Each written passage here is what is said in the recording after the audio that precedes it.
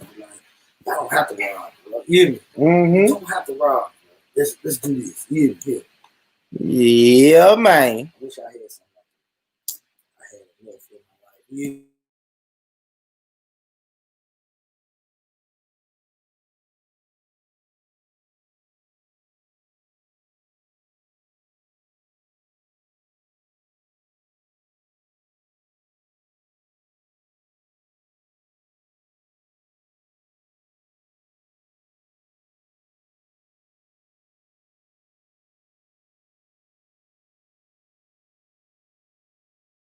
motherfucker. Even though the whole day.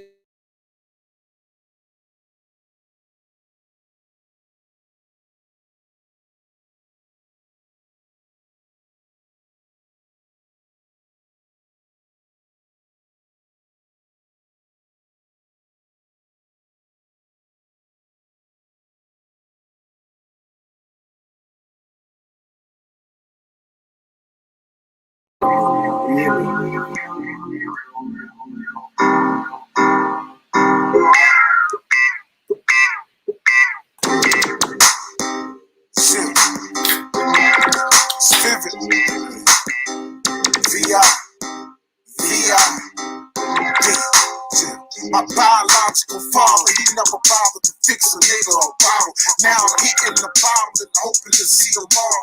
Hoping to hit the lotto. Till now I'm broken, I'm starving. I'm wondering how it started. How I get in this garbage. My soul's dirty and rotten. Pants bony with cotton. They never gave me the options. Instead, put me in optional soul. But I ain't stopping, I stroll. But I ain't walking, I'm cold. My heart's dropping. The world is eavesdropping. I'm still hustling. This shit's rougher than most. My bills comfort they toast. They even taking they ghost. Not ready to go. They fixing up, they ready to go. It's heavy, I know. That's why a nigga ready to blow. It's vivid. Chip. Life goes. Can't see it, nigga. I know you see it, nigga. Hey. Hey. That's how life goes. Hey. Can you see it with me? Envision a nigga. Vision. I ain't the man that I once was. For the blunt cause, for the chart cause, it's cold. I'm finna jump close. Us is not winning cause, us is not up, but I'm the up to early morning for bucks and stuff. But I'ma make it to raw, God, I'ma take it. It's hard for me to shake it, but lately I've been mistaken and cornered up in the basement. Nation constantly breaking, my people constantly chasing these drugs. My mama shaking, I'm aching inside. Bullet shells racing my eyes, I'm racing in time. And my flesh aging and dying, I'm blazing the pine. This the safest thing for my mind. My brother in jail, and the judge raising his time. My lady a freak, she comparing buses and dimes. I'm busting his 9, 8 times to 7 guys for 6 reasons. I've been struggling since 5 before. 3, 2, 1, my time's expired. I could have been a contender. I could have been a lot better. Now I see how my life goes on. You know, I see a lot of fake people. You know what I'm saying? I just sit back and I observe everything through these eyes. I'm seeing it now. Get a one school with a blunt, cuz. I'm finna jump, cuz.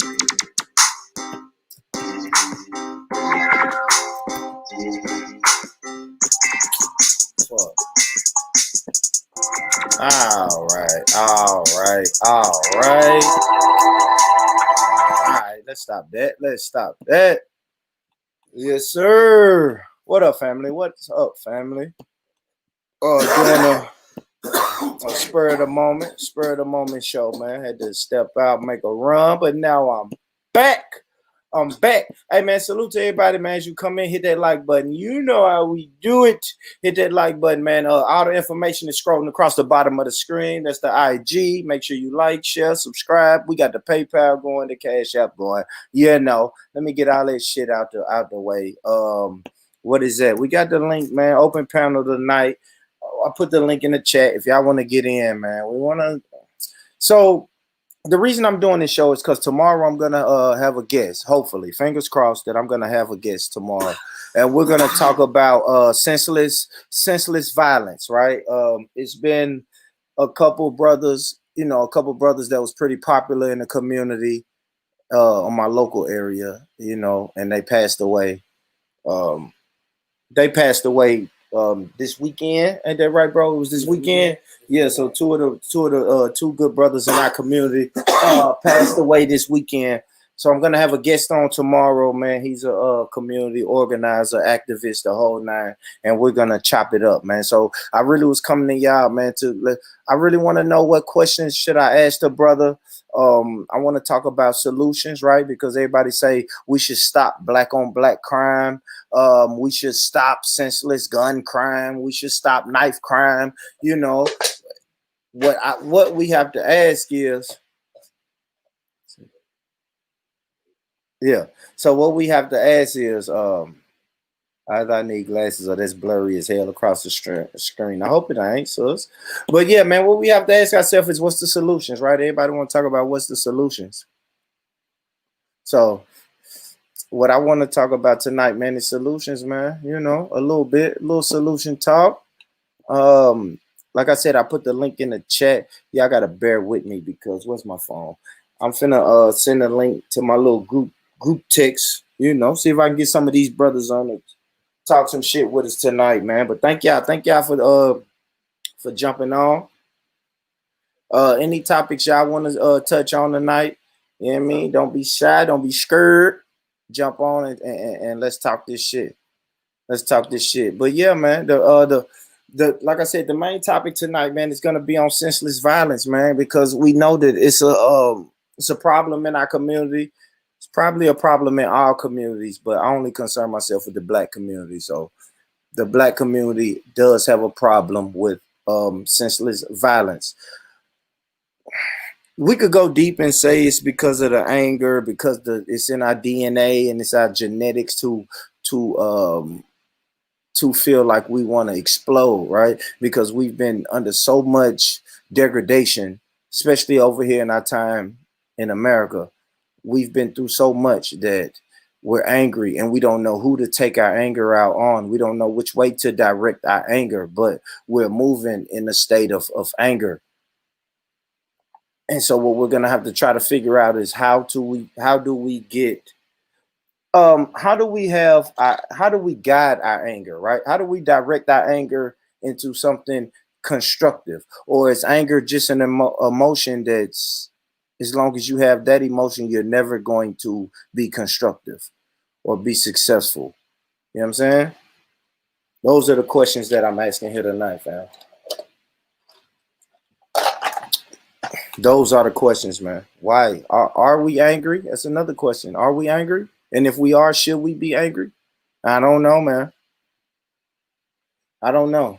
I guess we need to get to the source. I guess that's something else we can touch on is we need to get to the source of the violence. Right? What does this violence come from? Because we know, like I know, like we're not what's it called? Inherently violent, right? If we was inherently violent, then our whole history would be something different. So we know that violence is not, we wasn't always violent, but I've noticed that violence is coming. A lot of people can say violence comes from a place of poverty or neglect, which could have some weight to it. I don't know. But if it's poverty, why? Who created the poverty? What is the reasons for poverty? I don't know. I guess the main question is I want to ask why. But y'all talk to me in the chat, man. Talk to me. Talk to me in the chat, man. Let me damn, I still didn't invite. Let me invite some more people on, man. That's the link. I already put the link in the chat. Drop the link one more time for the people in the chat. Y'all be patient with me. Be patient with me, family. Let me see. Let's go. Let's do another. Let's play a little snippet of some music, man. That way I can invite. That way I can play. I'm sorry. That way I can send this link out to some of the brothers and make sure they get on the panel. He wasn't watching his surroundings, he was lounging. His trunk was still pounding, he was bouncing. His cell phone was hounding from mountains. He was up late counting his thousands. His whole foot was tucked in his trousers. His whole thing was wrapped in some powder. Them sellers, they was 18, they cowards. Casket was light blue, no flowers. The chronicles of Jeff. He wasn't walking disease. He drove with a car full of keys. A genius nigga part in my speech. Spoke a big Latin most of his life. Most of his bitches was top notch Peruvian white. Was moving his white and real estate all over town. He looked like an average Joe when he walking around. He kept a low pro, no cell phone, just a mailbox. He had a few spots out of town where he sell rocks. Very conspicuous nigga. Had his whole plan knocked out. Money to the tip of the ceiling. Caribbean vacations and cruises. Even bought his own resort in Jamaica by the page of the movie shit. Club never really thought about losing. Come a clean foot trail, jump back every time for blueprint. Club kept his game airtight, but the nigga got caught slipping down this one particular life. Just around him. There we go. My brother Vivid. Y'all look him up. Vivid, look him up, man. Vivid, stay strong. That's the I think it's his YouTube page. Vivid, stay strong. I'm doing a horrible job by not sharing it, but hopefully I can share it while we doing this broadcast, man. But yes, man. Yes. Welcome, man. Tomorrow it's gonna be a big show, man. Tomorrow's gonna be a big show. We're going to definitely address the violence that's in the community that's going on in Senseless, man. I'm gonna break down these whole stories. I know I may speak a little vague tonight, man, because I really want to save this for tomorrow. You know what I mean? This may be what do I do with that ashtray? But yeah, man. What the fuck? Sees it over there.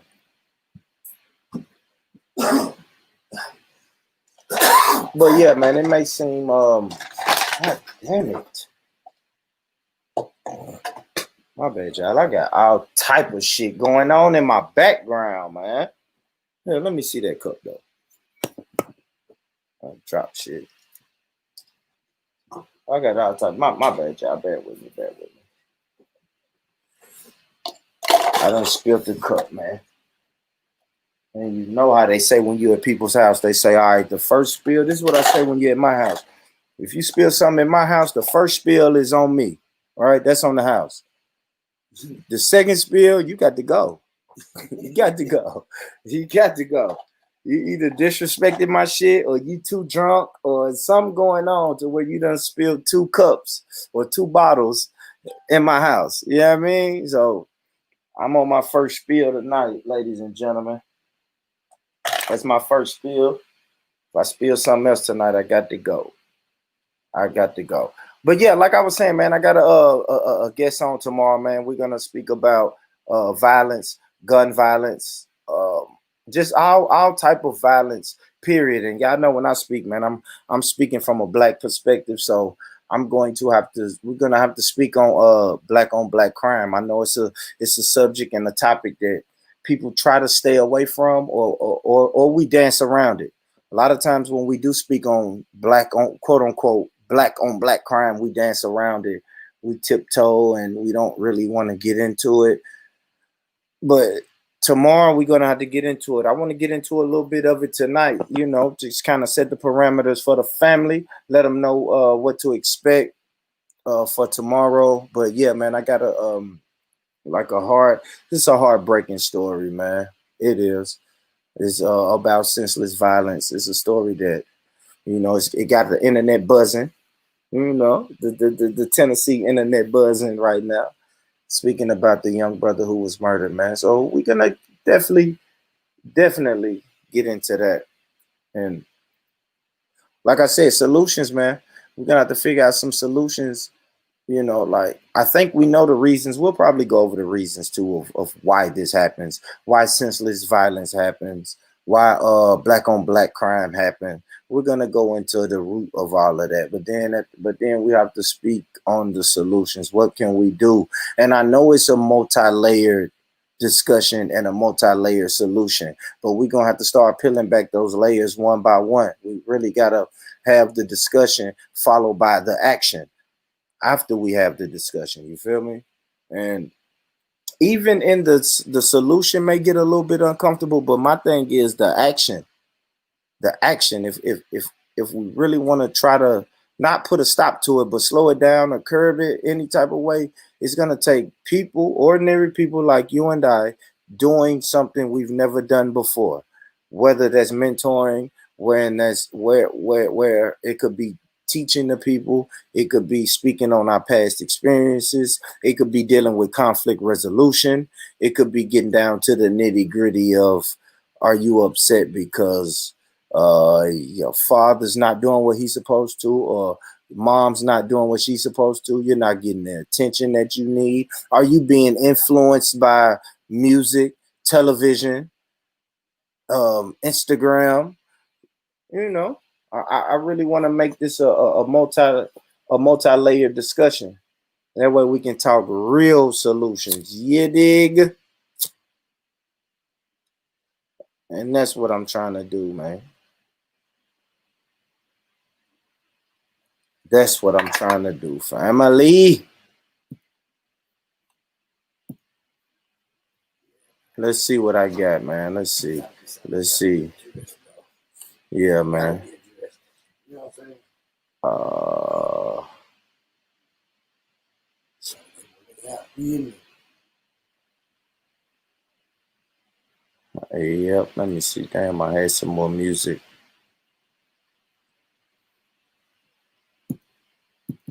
Let's see what this is.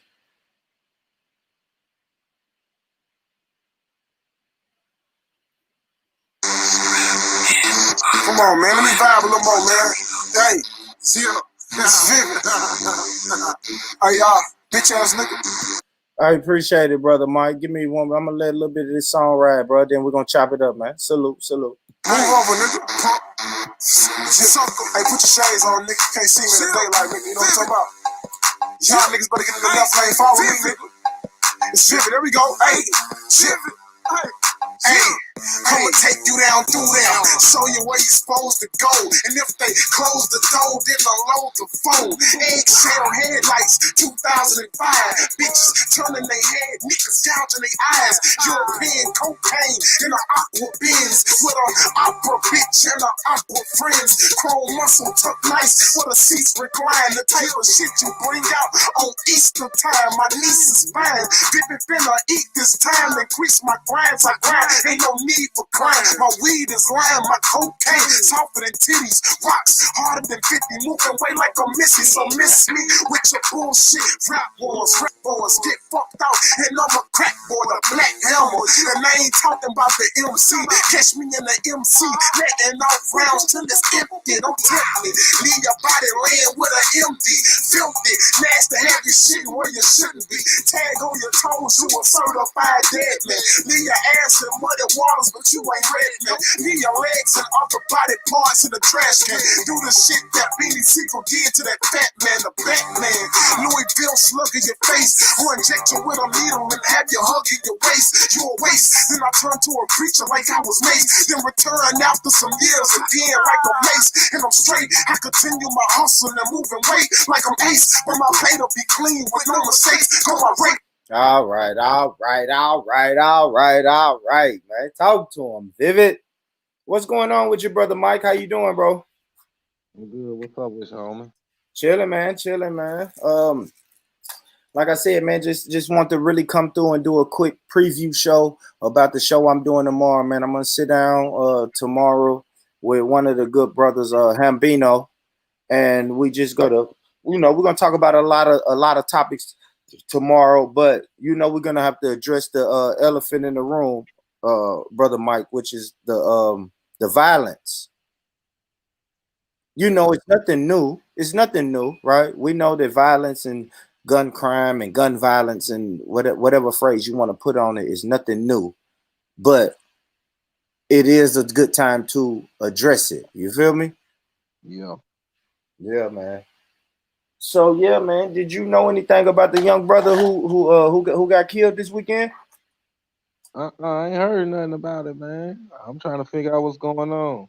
Okay, cool. We'll run through. I thought maybe you heard about it, but that's cool if you didn't. We'll run through that shit tomorrow. I'll break down the whole story. You know what I mean? I'll tell, who the brother was, what he did, why people loved him. You know what I mean? So that's it. But I guess we could just talk in general though, Mike. You know when people say,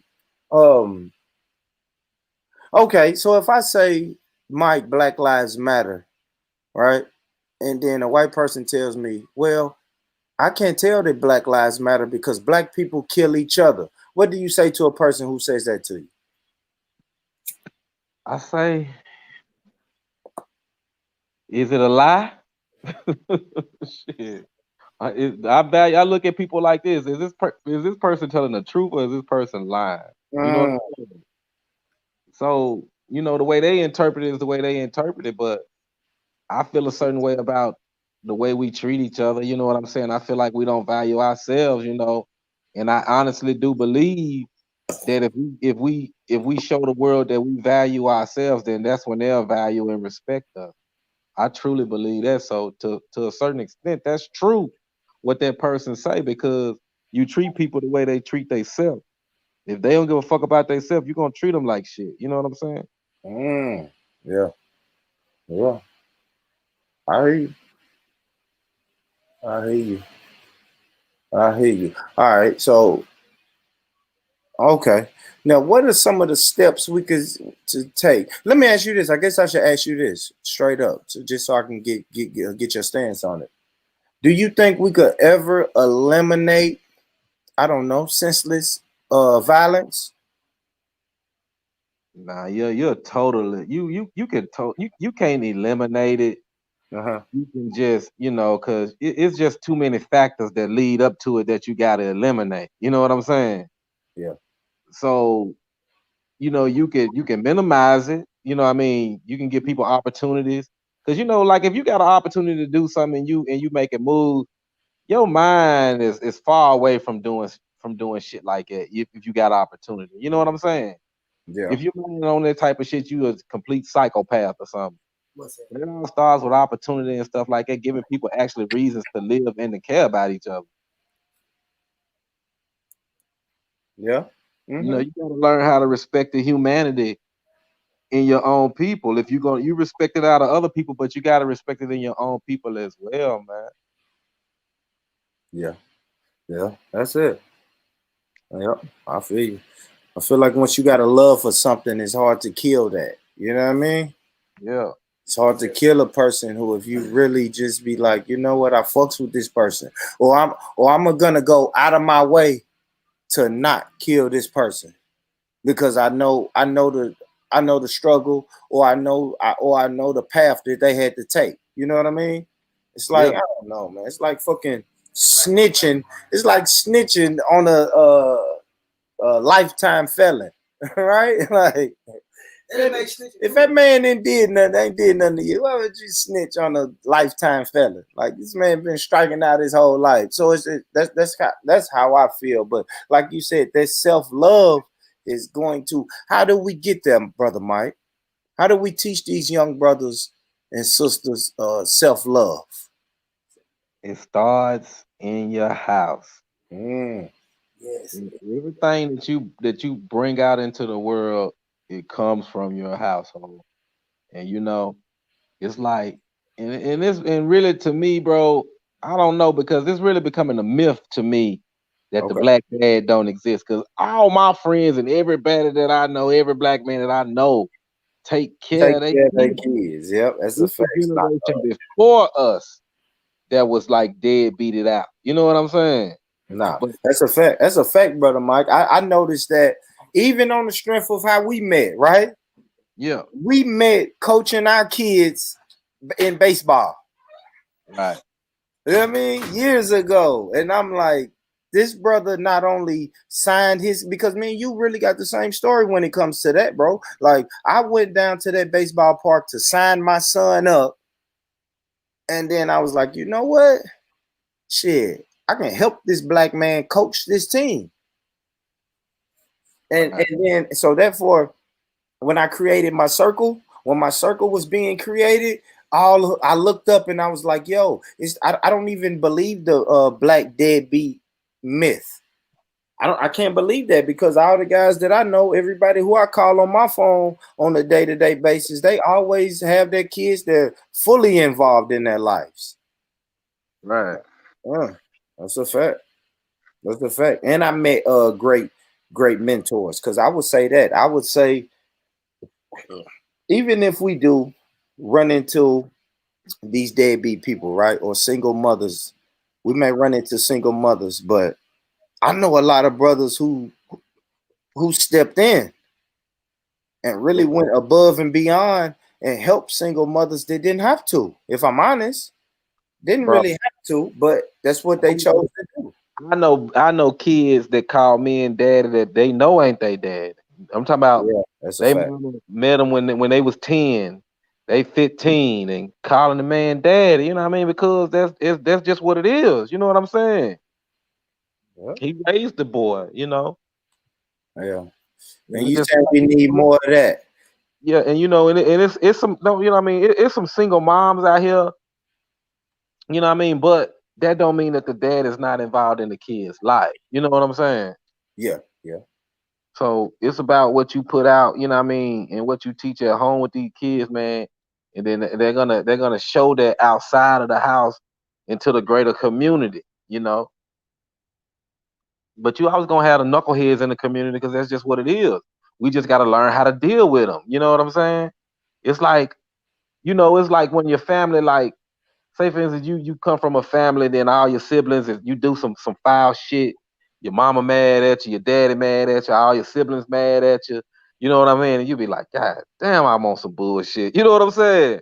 That's how we gotta do our community. We gotta actually feel it. In order for you to feel it, you gotta actually love a person for you to feel it. You know what I'm saying? So we gotta show a little bit more common courtesy inside our houses amongst our families, so it can spread outside the community. Yeah. Okay. All right. Because, we were speaking about that because you said the word community a lot, Brother Mike. So I really want to, I want to do this earlier. So the definition of community: a group of people living in the same place or having a particular characteristic in common. Another definition: a group of people living together in one place, especially one practicing common ownership. A particular area or place considered together with its inhabitants. Okay. A feeling of fellowship with others as a result of sharing common attitudes, interests, and goals. Right. So when you hear me speak of community, it's just another word for family for me. Yeah. Yeah. And when I say and share to the outside of the community, that's the black people that's outside of my family, that's in my neighborhood. You know what I'm saying? And then we're a greater community as a whole. You see what I'm saying? So I just look at it like we all need to just understand who we are and where we stand at in America. Our place in America, when we finally wake up and realize where we stand and what we've been going through all these centuries and the progress that we got, and we feel like that we've been stalled, we gotta understand why. And it all deals with the black family. We just gotta be solid with it, man. And everything, like I know a lot of mamas, bro, that's hard on their little boys. You know what I'm saying? Because they don't want them to be gay. Yeah. You know, me as a man, I'm looking at it and I'm like, dang, my girl, you don't gotta go that hard on him. He ain't gay. He far from that. You know what I'm saying? Right now, you just pissing him off. You know what I'm saying? Yeah. But they go extra hard like that, bro, just because they you know what I mean? They just feel like it's something that the boy might be missing that they can't give him. Yeah, I feel you on that.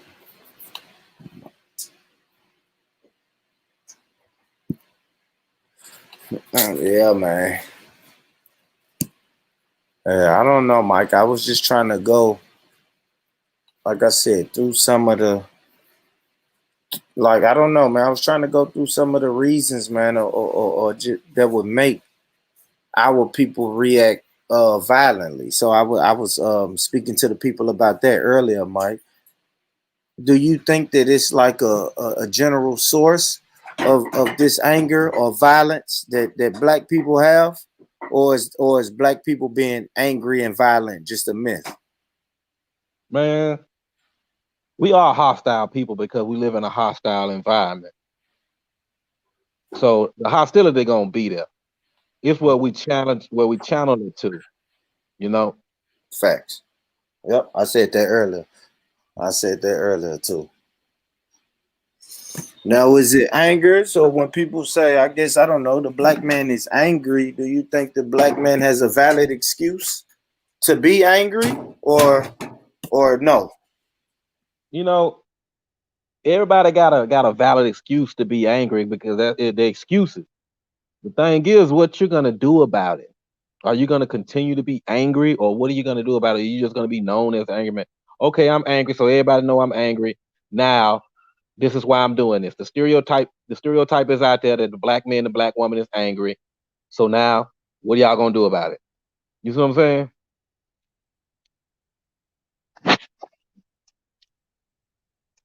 How we gonna deal with it? Yeah, some people deal with it by grabbing a chopper and running out and robbing people, though, brother Mike. Like, so we But you can know what easily it sit here is, and say it's how you deal with it, but it's gonna have to be a teaching or understanding of proper ways to deal with it.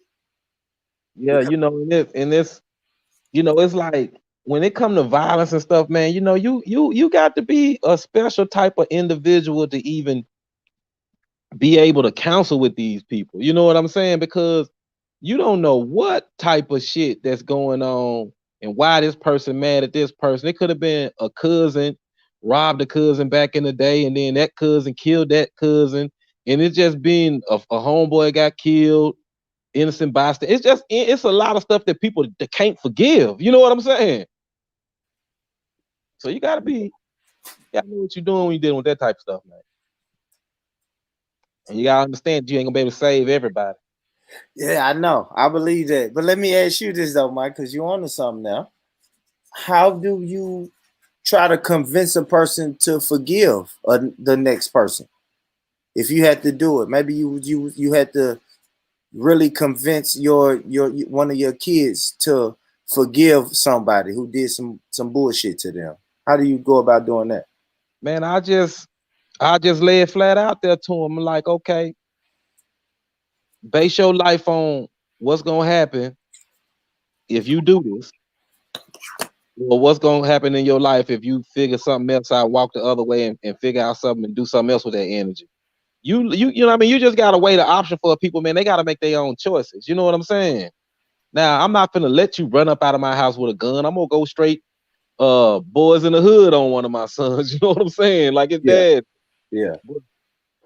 As far as when you're dealing with people that's outside of your house, Uh-huh. you can only say what you can, and you can only give them the advice that you can, and you can, you know what I mean, you can lay it out there and tell them, man, something gonna happen. You know what I mean? What's the recourse? Are you ready for this? You know what I'm saying? That's all you can do, man. Mm. Now, in your lifetime, brother Mike, do you think that we've lost or won more brothers to the getting caught outside? Right. So once you tell one of these kids, hey, look, you go outside, you know what's out there. You know what can happen to you. Would you say that we've lost more brothers to going outside, or convince more brothers to fucking not go that route? Mm, man. Right? Because we can name the good ones. We can name the good ones. We can name the people we know who did the right thing. But then we got the same list as damn near equal of the people who did the wrong thing. But are you talking about like a person that done the wrong thing Now he realized and he done switched over, or they did the wrong thing and had to suffer the consequences for the rest of their life. I guess I'm saying the ones who did the wrong thing and had to, had to lose the rest of their life. You feel me? Yeah, we don't save more than lost because Okay. you weigh it down. You know what I'm saying? It's like a couple of little young homies. I had to give them my brother's life experience. You know what I'm saying? They had to tell him like, he did what he did at a young age. And I was basically breaking down the cycles of things that he was doing in his life as I'm a young kid watching him, and he 3 years older than me, and the shit that he was doing at 12, 14, 17, you know what I'm saying, until he got caught up at 20 and went to the penitentiary for life. You know what I'm saying? So I had a bird's eye view of basically the bullshit. You know what I'm saying? Yeah. Yeah. People just, you know what I mean? You got to peep the signs and you got to learn off other people's mistakes, and you got to try to end how to try, man, like I be trying to be like, how can I not end up like dude? You know what I'm saying? What can I do to change so he won't end up like dude? You know what I mean? It's like I done lost family members, bro, that I tried to straighten in the streets that didn't want to listen to me. You know what I'm saying? Yeah. Yeah. But it's The all about voice of that. reason. Yeah, I done lost a couple of family members that he wanna go out because he mad and grab that chopper and go rob somebody. But never like I tell him, what you gonna do if they got a strap? What if they waiting on you? And that's exactly what happened to him. He ran off into a situation where it was a trap. They was waiting on somebody like him to come try because it had been tried before. You know what I'm saying? Yeah. Yeah. And they done him in. So, of course we was upset as a family, me being young, but as a youngster, I understood, you know what I mean? You do stuff like that, then that's what's gonna happen. Yeah. It's the consequences. Yeah, and he was warned about it. So, am I gonna go out? That's when I be in a situation to be like, am I gonna go out and risk my life and my freedom because he lost his life and I told him not to do something? So, in a lot of situations, retaliation is not a must. You know what I'm saying? Mm-hmm. You know what I mean? You can't just because he did don't forgive the foolish act that he done, and I'm not gonna make a mistake because he lost his life. You know what I'm saying? And I be locked up forever and just be like, because he killed my cousin. You know what I'm saying? Mm-hmm. We gotta learn how to pick our battles, man. Oh man, that's crazy. Hey, that's good shit. That's good shit, brother Mike. Because I was having this conversation with other people about like, so say your homeboy murder somebody, right?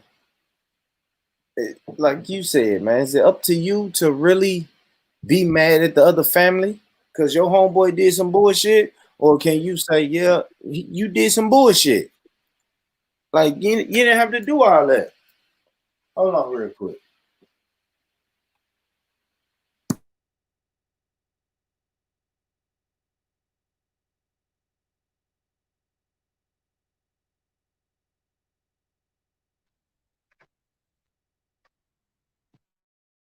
Yeah. All right, I'm back. I'm back. Well, yeah, man. I don't know, man. It's crazy, man. I'm really talking. I'm really not saying what I'm gonna get into tomorrow, brother Mike. Like I said, this is just a preview show, man. I got a dope ass show coming tomorrow, man. You know what I mean? Got him Bino on deck, hopefully, and we can really chop it up, man. We can talk about, we really want to give people experiences. You know what I mean? Get them experiences, man. So if you don't mind, man, brother Mike, what was your big brother's experience? Man, the hard knock life. Trying to impress the older boys on the block. Trying to have a name for yourself. You know what I'm saying? Mm-hmm. All that. Want people to know who you are. Want to be the center of attention. That type of shit, man. Yeah. That's only if you want to, bro. You want to get into like what happened, what he did. Man, it's some old street shit, man. You know what I mean? I don't really want to I get got, off into it I on got here. you. I got you. But you say he ended up with life in jail. Yeah, he died young too in jail. He died at 28. He did 8 years. Oh, okay. Died in jail, bro. Hey.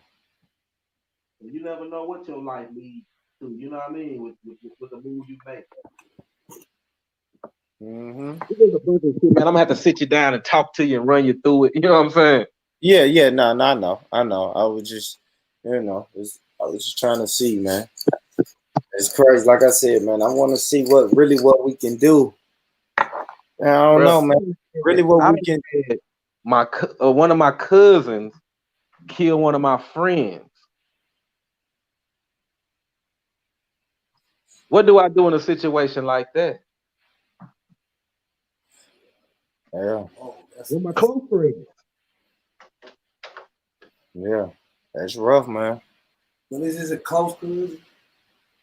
Do I shun my family and don't deal with them no more? Cause I know dude was a good dude. You know what I'm saying? Mm-hmm. So it's when all his years he was in the penitentiary, I didn't talk to him. You know what I'm saying? Yeah. When he got out, I was like, you paid your debt to society. You know what I'm saying?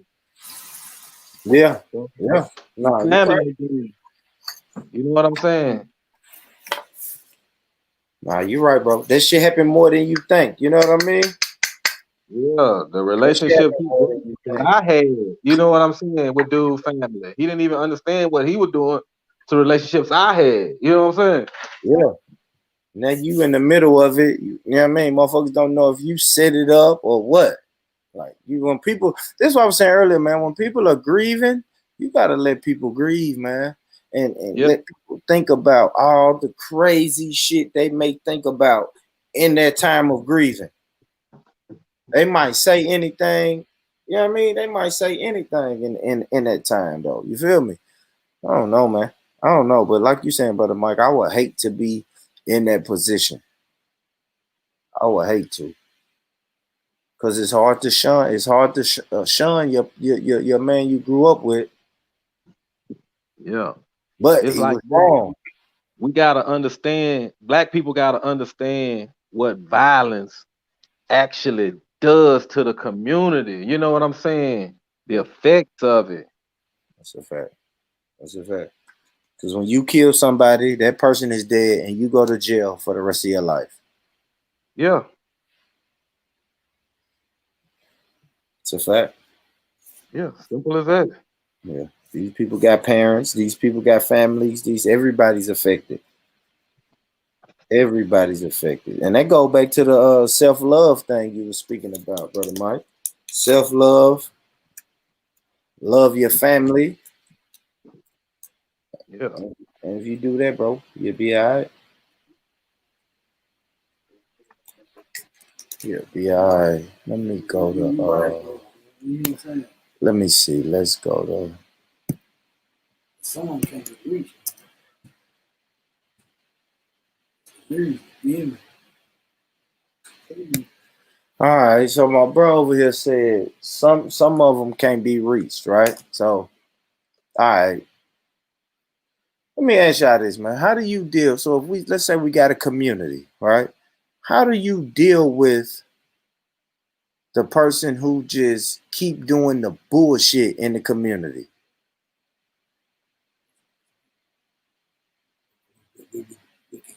know what I'm saying? That's a question. Like, do you put those people out of the community? Like, what do you do?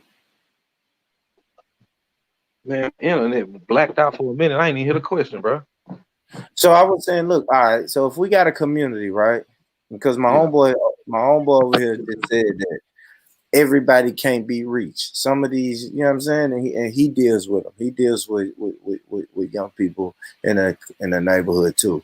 And he said some of these young people just can't be reached. So then I'm saying, what do we do with the young people that can't be reached or just ain't gonna do right? See, this is my thing about it, man. My thing about it is, it's like you gotta keep them out of the jail. You see what I'm saying? The ones that don't want to go to jail, them the ones that you can reach. The ones that you can't reach, the white folk get them. You see what I'm saying? And they deal with them. We're trying to keep them from getting dealt with by the white folks. That's what we're trying to do. That's so true. That's so true. Because you know, the ones that you can reach is the ones that they go to jail, get dealt with by the white folks, and get out and be like, yeah, that ain't it. That ain't it. They never go back there. You feel me? They never go back there. Or they have a good 20, 15, 16, 17-year run before they go back to jail. You damn right. You're right though, Mike. That's crazy you said that, but you can kind of peep it early too. Yeah. You can peep it early. It's like, bro, my brother. Every black person I know that did a long jail sentence was telling me about how they went to jail at 18, 19 years old. I don't really know too many guys that waited to 32 and then did some bullshit and now they gone. Yeah. You know what I mean? Shit, I do. In and out. Yeah, they in and out. That's what I'm saying. And it started young. I hate to say it, but most of them started young. Before 22. Yeah, man. You're right though. I like that. I like that, brother Mike. Keep them out of jail. I think they gotta start. The rappers gotta start rapping about something else. You rap about killing and stuff all day, and this is what these guys listening to all day, 24/7. You feel me? That's programming. You hear me? You really programming. You know what I mean? You gotta give them. I don't know. You hear me? You gotta give them something else. Man, listen, I was a big denier of what he just said back in the day, man. And then as I got older, when I realized that, I'm like, man, I really was programmed. I was riding around with a chopper because I heard it on the damn song. That's a fact. That's a fact. Bro. They programming their kids to kill. You hear me? That's all they listening to. Get the bling bling. You hear me? Get the big dollars. You hear me? You know what I'm saying? But see, I'll let us stop with the little boys when what they daddy tell them. If the daddy is active in the life and they look at their daddy like, man, my daddy is 100. He ain't no criminal, but he ain't taking no shit. I'm gonna listen to him. You know what I'm saying? You know, listen to the daddy. That's why it's important, man. We gotta start going up without the daddy home. You hear me? With just a mother. Right, and that was me running around here with no daddy. You know what I'm saying? Being raised by the street. In the streets. The street, they daddy. You hear me? Yeah. So, well, that's why I say we got to step up. It's like you said, we got to step up. A lot of us got to step up, you know what I'm saying, and start letting them know, man, look, man, that ain't what it is. You feel me? You going to throw your life away like that? I did. You hear me? I'm a proud of him, you know what I'm saying? I did 12 years. You know what I'm saying? Recently came home, man. I'm trying to tell them, man, that ain't where they want to be. That ain't it. You know what I'm saying? Because you taking money out of your parents' pockets. You feel me? All your loved ones gonna hurt behind it financially. They sending you money inside, you hear me, which they can be taking their money and doing something else. You know what I'm saying? Yep. No, that's right, bro. That's a fact right there. Yeah, man. You know what? And they make us feel so guilty that we on the outside. I had to tell my little brother the other day, I said, bro, I love you, but I'm not doing time with you, bro. I'm not locked up. Yeah. I don't understand what you going through. I feel you, but I'm not locked up, brother. Ooh, look, my homie over here laughing because he know he done had that conversation. But everybody like, hey man, I love you, homie. But man, I'm not in there with you, man. I don't move. I had to tell my homeboy, look, I have a life outside of here, buddy. I gotta move how I move, bro. If you call and add me for $40 on Monday, and then you gotta call me back on Wednesday, man, I forgot.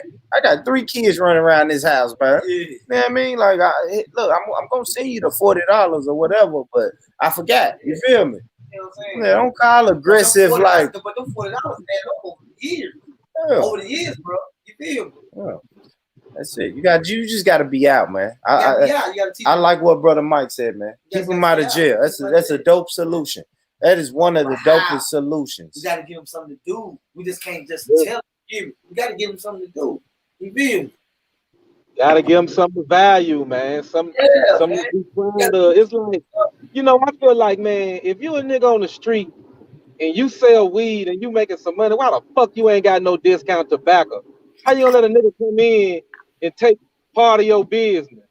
They ain't rolling them blunts up unless they got them goddamn backwoods and shit. Them niggas need to be opening up the stores, selling them shit, flipping their money into some legal shit, man. You just can't let no other you can't let no nigga come in your neighborhood and sell nothing on your block if you hustling. But you'll let a motherfucker open up a store and talk bad to you. And you probably got more money than him. You see what I'm saying? It just don't make we're not trying to get out of the traps. We're just trying to be ghetto fabulous. You know what I mean? Yeah. Open up your motherfucking discount tobacco and have that shit popping on both ends. You know what I'm saying? You're right. I hear you. I hear you, man. I don't know. I know we're gonna have to try to figure out something, man. It's getting worse. Yeah. It's not getting better. I just used to go to a store when I was young. A black man owned it, and he used to give my mama credit.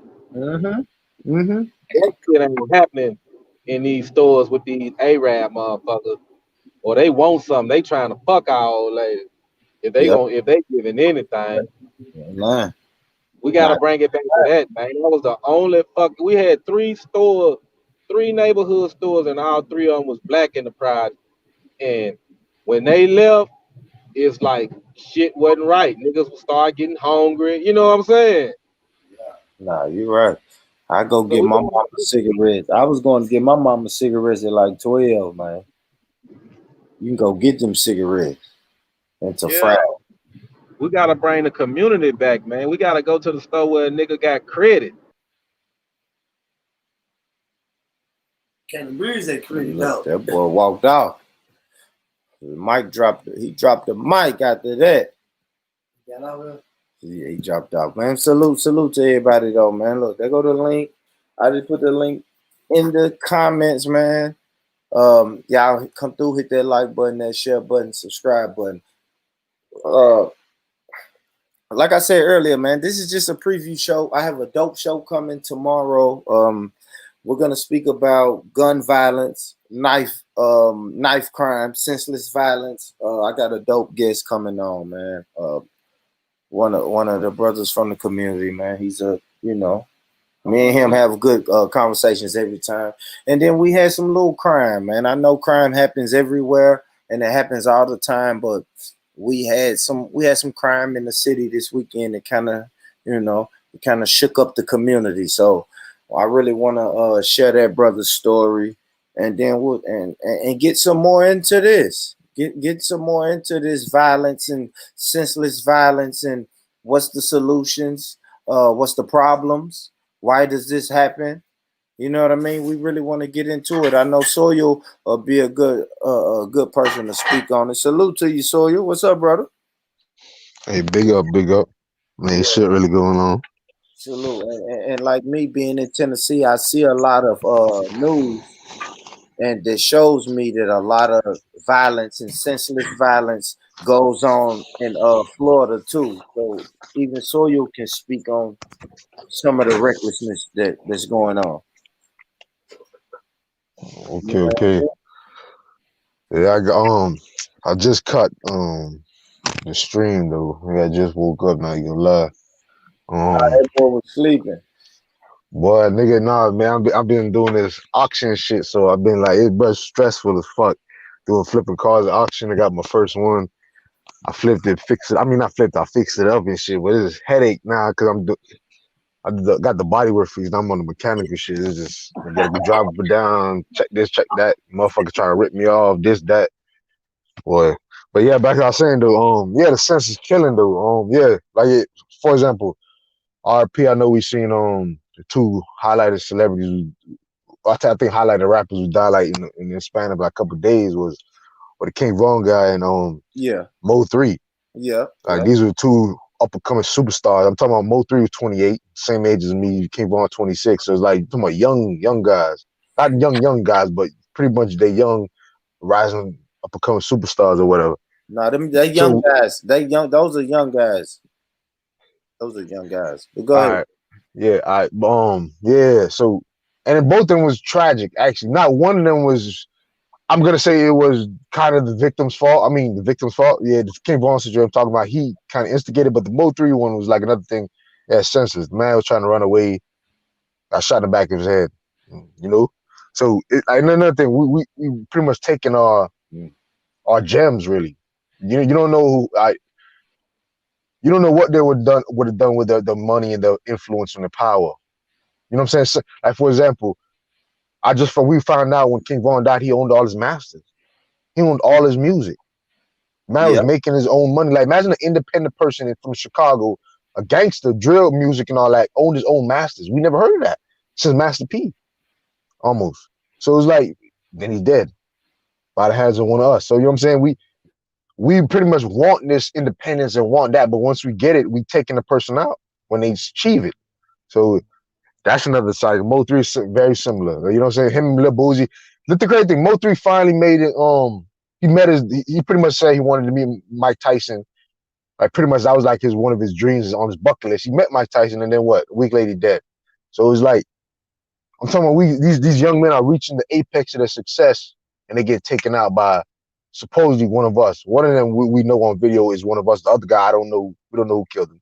But supposedly it's probably someone from our community, but we don't know. Might be some other ethnic group, who knows. But the thing is, I don't know if this was the whole topic of the show, but yeah, it's senseless though. Yeah, that's all we was talking about, man. Senseless violence, bro. And like I said, I want to do another show tomorrow, man. I got a guest coming on that's gonna chop it up with me, and I really just want to kind of get a preview show tonight and see what the people were saying on, like I said, gun violence, knife crime, senseless violence, and all of that type of shit. But this is a video of what's this, King Von? I do want to take a little something. I broke the story in UK, man. I got family over there in Miami. I knew this shit happened before it even hit the news. If you on Jedi Stream actually said this like 3 or 4 hours before it happened. My dog, I ain't gonna tell you what, you know what I'm saying? Yeah. But just know, yeah, I am, you know what I'm saying? So shit's like, damn. I was shocked. Remember, I was on Jedi show and like, goddamn, I got a text message. I'm like, damn, they said King Von dead. I'm like, fuck. I know person you dead. Like, motherfuckers no. So I'm saying, so it's like, shit.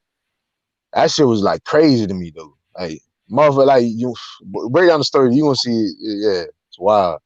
Yeah, I did this on my last show, on my last stream. Okay. You were the way inside, but this is King Von, man. King Von, the rapper who was murdered. I want to reiterate, this is not the person we're gonna speak about tomorrow when I do my show, but it's coming off the backs of this though. Like this story, I did this story on my last stream, so it is a senseless violence, gun violence type of 2 weeks, a couple weeks, right? So I really want to speak on this, but this is King Von. He got his first $100,000, man, and split it with the homies, man. What are you talking about?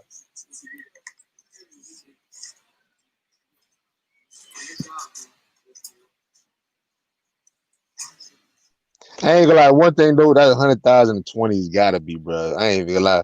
You You said got like what? that's 100,020s or something, my nigga. 100,000 and hundreds ain't gonna look like that, bro. It's gonna look way smaller, bro. Trust me. I'm like, hold on, what?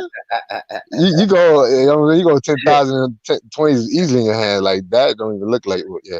Yeah, he really probably got a lot of ones, man. But yeah, man, he broke bread though. I mean, I respect it though. But you gotta, it was art for your aesthetics though. Aesthetics.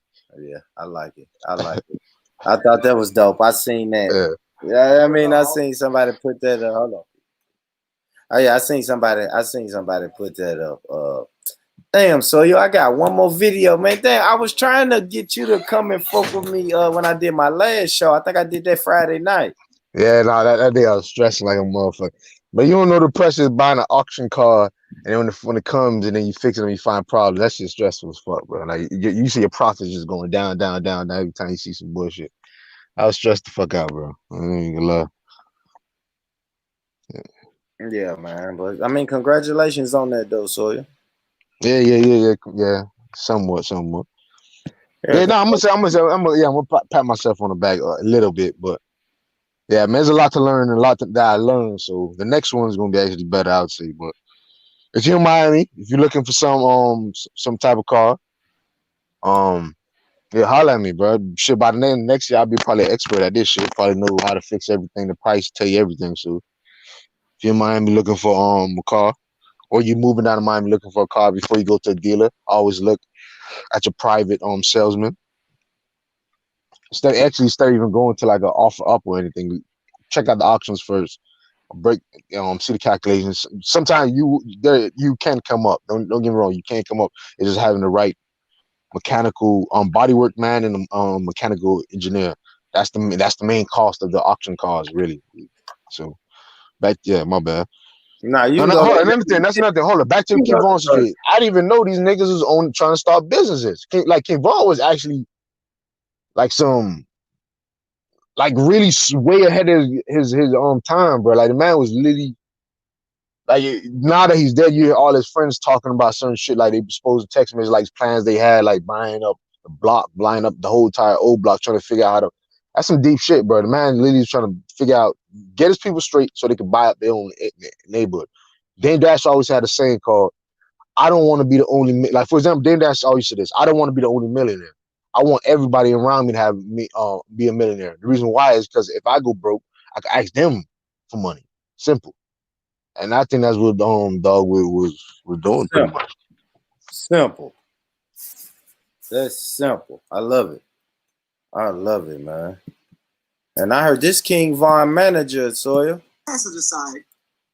One more person in the driver's side, I believe. Step All right. one. Damn, hold on, family. You know, All right. I ain't gonna lie. I'm so indifferent with Dog because Dog gonna make sure the other guy beat the murder, bro. The Dog will beat the homicide because of this lawyer who went on academics, bro. Straight up. To come smoke. So it's like It was cold outside. I'm like, yo, come in. it sounded like he wanted King Vaughn to not pretty much die, bro. Like, dude, I ain't gonna lie though.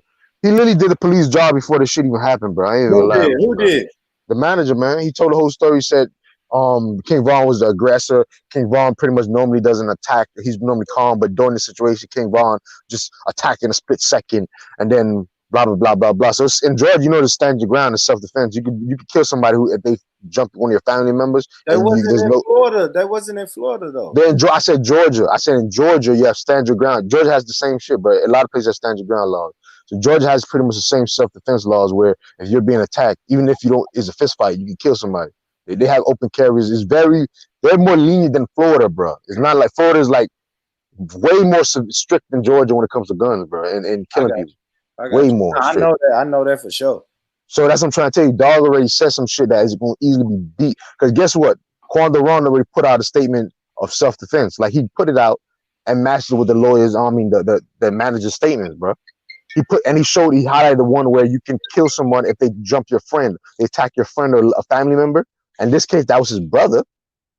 Oh, he gonna beat the murder charge or get man one or something, or you know what I'm saying? Something like 5-10. Like something ain't gonna be a homie. I mean, ain't gonna be a body, bro. It's like ain't gonna be like a murder. It's gonna be probably like man one. There's no motivation, pretty much. It was just like a manslaughter thing type shit or self defense, bro.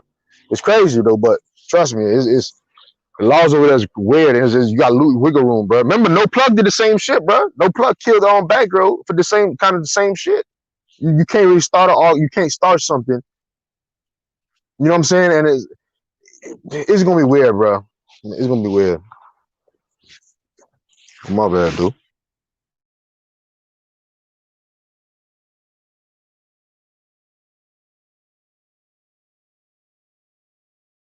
Yo. Yeah. My bad. I had a phone call. Man. Hey, man. Yeah, man. Good show tomorrow, man. This shit gonna be a good show tomorrow, man. I don't know, man. I don't know. I know we're gonna have to stop this. You're gonna have to figure out a way to stop the fucking violence, man. We are. I don't know. That's all I can say. I think the crazy thing is though, I would think though, just like here the George Floyd shit, more people have been out here protesting or some shit, like saying, nah, stop the killing or some shit. Like, bro, they tried to shoot Boozy, they shot the nigga Yeah, Benny the Butcher. I'm yeah. like, bro, yo, if you take Boozy's, like niggas like me just gonna be like, fuck it, bro. I ain't even gonna lie to you. Like Boozy's like, nah, y'all gotta leave that boy alone, man. And it's just crazy, man. Not Boozy, bro. I ain't gonna lie. Yeah, Boosie. I grew up on Boosie. Same. I grew up on Boosie, like All the way to dummy way, man, for real. yeah, that's what I said, right? We look at Boosie like that, man. For real. Yeah, man. Yeah. That's crazy though, man. And the crazy thing is, like, bro, you know the crazy thing, Beefy, it was actually, you think it's gonna be an East Coast, West Coast shit with the dumbass shit with the King Von and shit. I'm like, hell no, it's not gonna be, because I don't think Kim on Tupac level, but they trying to make him like that. But you start seeing like these I think it's group starting to keep this perpetuating this black man kill black man shit, because they talking about they want get back and shit for this guy. So it's like we might be causing a never ending struggle where people from Chicago can't go to Georgia or some fuck shit, or New Orleans, and some weird shit going on, bro. Yeah, make it more divisive. Yeah. And all I'm saying, I be realizing, bro, where the fuck is these protesters and these Black Lives Matter people at? That's all I be thinking about. Yeah, them people don't give a fuck, man. And that's why when I speak to brothers and sisters, I'm not even speaking about those people at all. I'm speaking about like, what can we do? What can we? That's G. Yeah, that's G. Like, what can we do to try to curb it? Yeah. Like you said, we're not going to be able to stop it, right? We're not going to be able to stop gun violence, but what can we do to slow it down a little bit?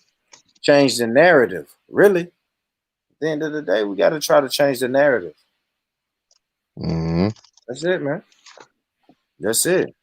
All right, so you would think is like financially we would have to do it, or is psychologically, like what do you think is the real, like the main?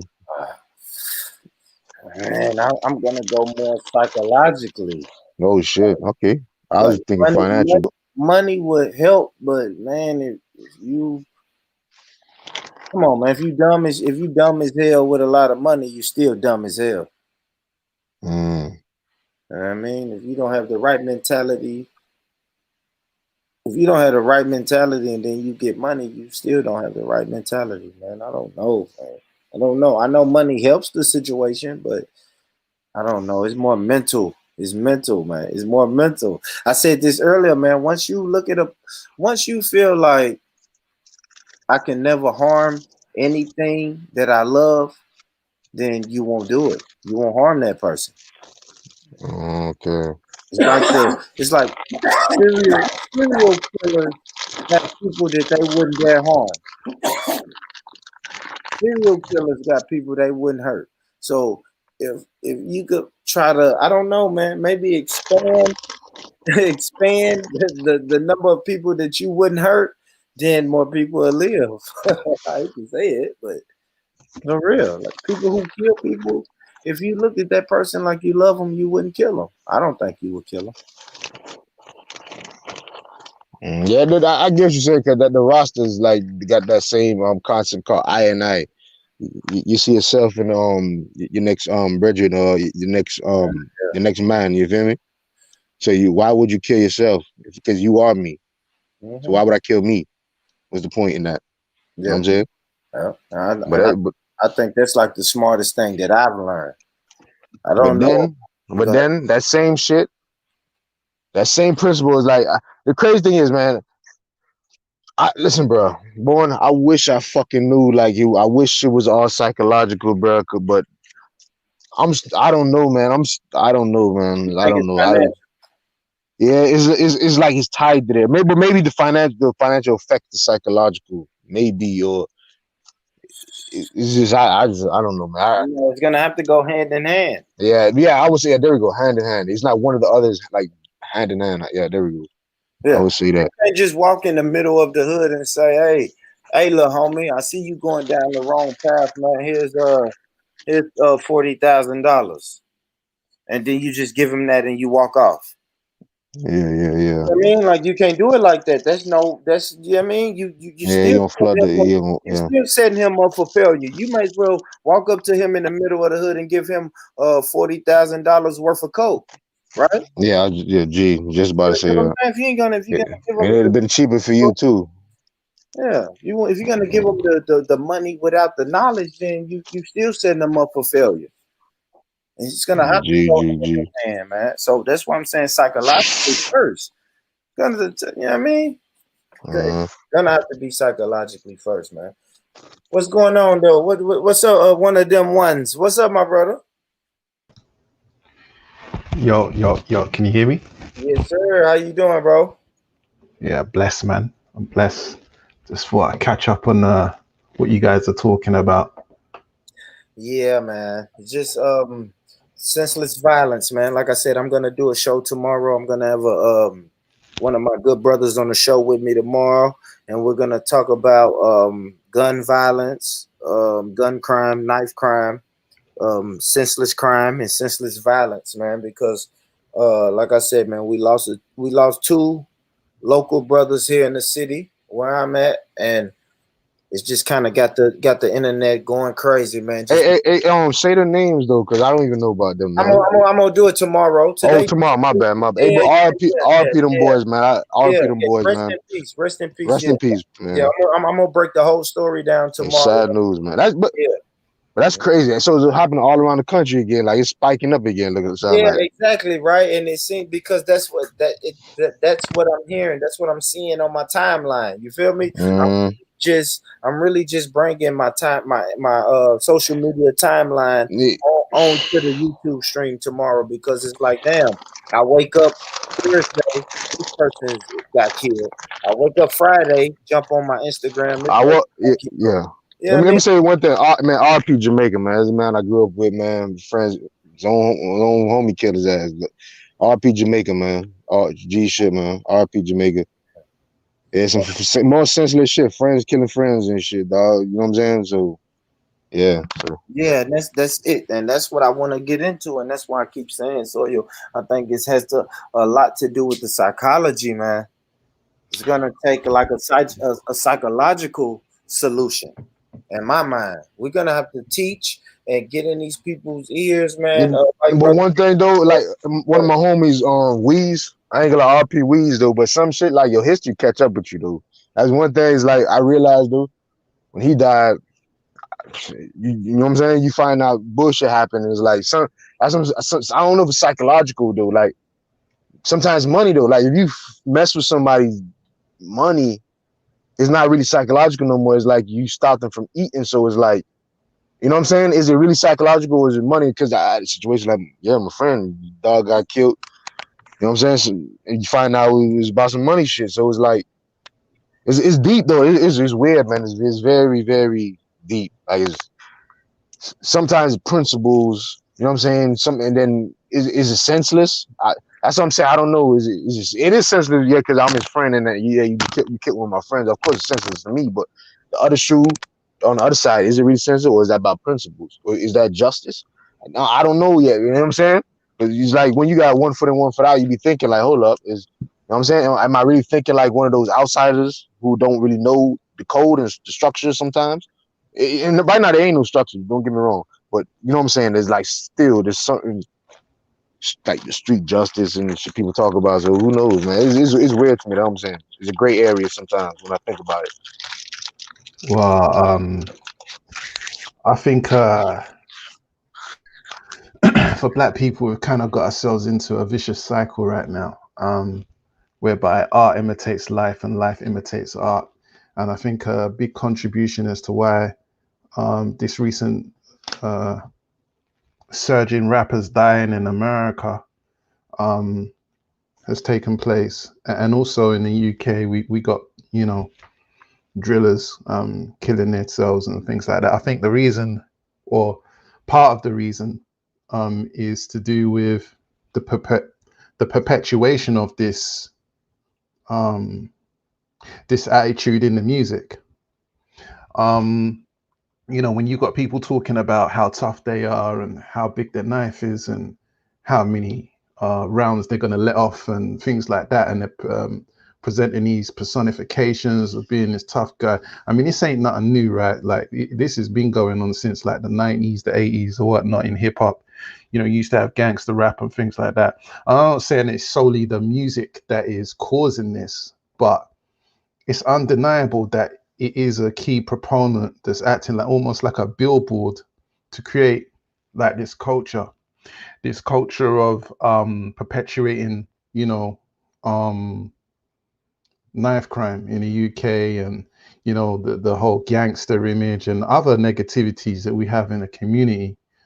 As to solutions, um I wouldn't necessarily say that the solution is to do the opposite thing and, you know, make a whole bunch of conscious rap and all of that. Um, but I just think that we need a radical psychological revolution in the way that we think as a people, both here in the US and the UK. And until that radical revolution of community conservatism is reinstalled, I just think we're forever doomed. We're forever going to be in a state of perpetuating this kind of nonsense. Like when we look at other communities, as an example, whether it's the Jewish community or the Italian Americans or German Americans, the Asians, the Chinese, the South Koreans, any which one of these communities, a lot of these communities have a sense of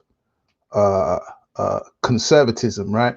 I remember some time ago when the Italian American community came out, and they weren't too happy about how they were being represented and portrayed in the media.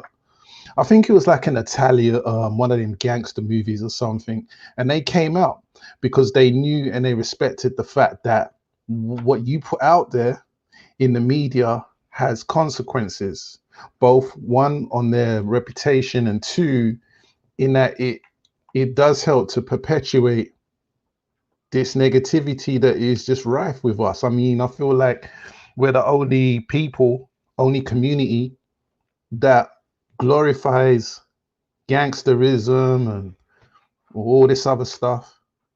And then we kind of act surprised that, oh shit, like people are actually dying from this. Like, well, yeah, like this is what we're doing. Like, you know, we're kind of pushing this out there. But at the same time, I'm not saying that it's the sole issue. I think there's other things that contribute to this very situation that we got right now.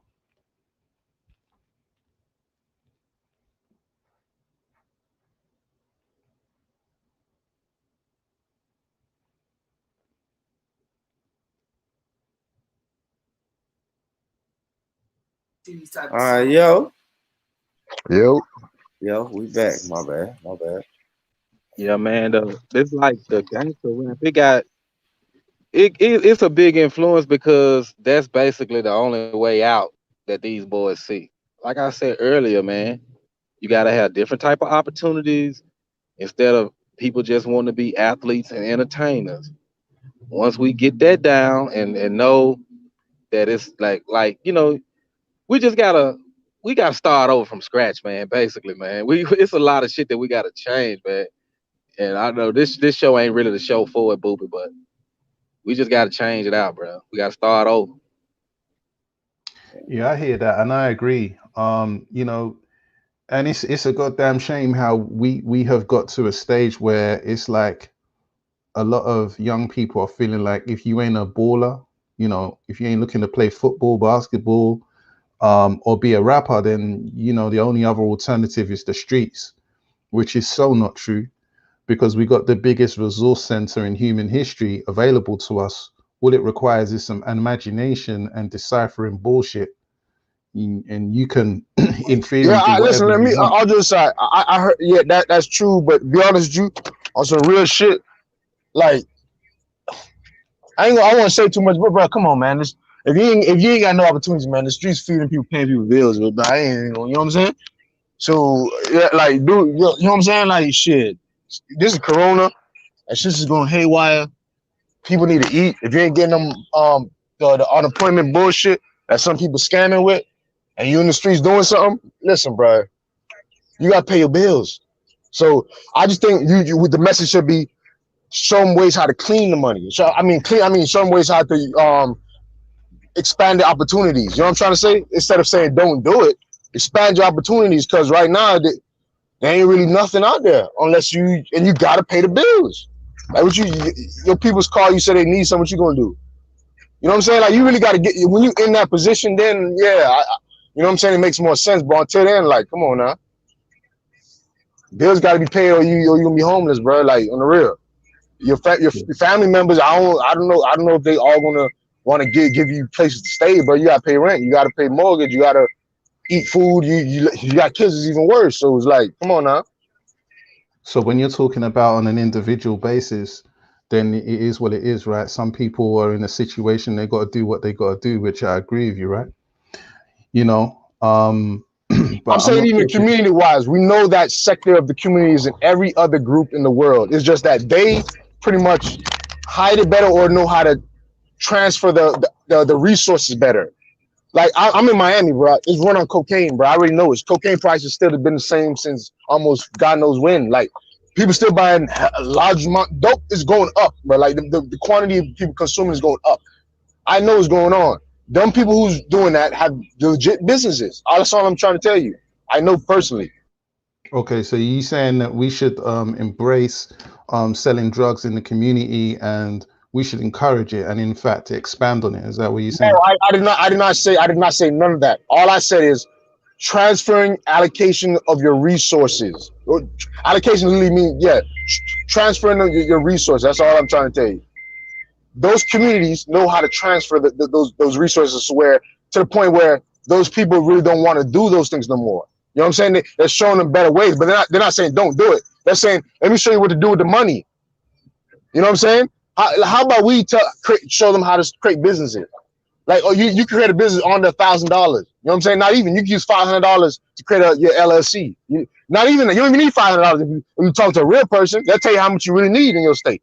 You need a couple $100 max. You know what I'm trying to say? Shit like that, where you can start that, get an IE in them, which is free. Like, you know what I'm saying? Go get, like, do all this stuff. You could tell somebody, you could tell them a budget under $1,000 to get legit, or not even legit. Create your hobby into something legit. But we tell them, oh, don't do this. No, I'm saying, show them how to transfer it. That's all I'm saying, bro. Because I'm in Miami, bro. I seen Cubans. I don't want to say that. I just seen people, other groups, do this, and now they're my boss. I don't have a boss, but I'm saying they're my boss. You know what I'm saying? They're this, they're that, they're this, they're that. And I'm like, hold on. And I know, you know what I'm saying? I know, because, you know what I'm saying? Like, come on, bro. Like, but that's, I'm in Miami, I'm in America. I don't know how different it is, but I know it's just there, bro. It's blatantly in front of you. Drugs rule most of these areas that we're in, the cities that we're talking about. We know we're in America, we know what's going on. It's just that we just want to stay in that low level shit where we want to stay on the streets and shit. You know what I'm saying? We just want to stay on this. We want to stay on the streets and shit where they're trying to get out the streets. They're trying to get the streets to get out into better neighborhoods, better communities. They're trying to do that. Seems like we want to stay there. That's all I'm trying to say. I'd rather do this. I'd rather go on to the solutions, man. The solutions is we don't know how to transfer that money into something useful. That's it. Because then we're going to say, wait, Jay-Z bad? Is 50 Cent bad what he's doing? Or is Diddy bad? There's all these celebrities. I'm not even bigging them up. I'm just saying they're hiring black people. They're giving them jobs more than what I'm doing. You know what I'm saying? And it's like, I'm following their whole trajectory. I'm seeing what they did, the goods and the bad. Dame Dash, Dame Dash, come on now. Like, we can go list of people in America I'm speaking of that we know transfer that knowledge of street shit that we're talking about, we're condemning, into something very positive where they're feeding families. They change lives forever. That's all I'm trying to get out. That's all I'm really trying to say, man. That's it, bro. Because at the end of the day, this is literally something that, yeah, my bad. I'm just talking too much. But yeah, come in to one of them ones, and Brother Mike and Boris. Yeah, I don't know whether because you said a whole bunch and it's kind of all over the place. I don't know whether you're agreeing or disagreeing, or whether you're not kind of getting where I'm coming from. No, So like, yeah. So what I'm talking about is, I'm not saying that someone that's got to feed their family should all of a sudden just stop what they're doing and go and work in Mackie D's or whatnot. People have got their own individual circumstances. So I'm talking more from a community perspective of, we know that this stuff happens, right? Drugs in the community, and people are always going to gravitate towards that. But what I'm talking about is having more of an imagination and a foresight to know that, you know what, maybe the drugs and all of that way of life, yeah, you can make a lot of money real quick and things like that, but maybe that's not the only solution. Like, there's other things out here that you can do, right? There's other opportunities that you can do in the community. And it's always a balance, because reality sets in, and sometimes you just got to do what you got to do. But I'm just talking as a whole, there's other things available to us. And just using the internet gives you that opportunity to explore other things than just, oh, if it's not sports, then I'm just gonna have to hit the streets. You know what I'm saying? So I think it's a lot of damage that we have, and in order to repair it, it's not something that's going to happen overnight. With what you were saying about resources and things like that, I think, if I understand you correctly, I think he was talking about those that are, I don't know, doing stuff in the streets and reallocating resources and potentially putting back into the community. Yeah, I mean, I think that's another thing. But my point was mainly just looking at, there is other things that we can do. Like, we can't just be about, oh, it's tough out here, and it's drugs is the only way forward, or street shit's the only way No, forward. no, no. All right, No, no, no. that's Let me. All right, all right. This, I think you're missing what I'm saying. What we're really pretty much saying is the killings, senseless killings. Drugs and killings, I think, is two different things. I'm talking about killings. We're saying condemn the killings. We're not talking about none of that shit. But then we got into like the financial aspects or the psychological.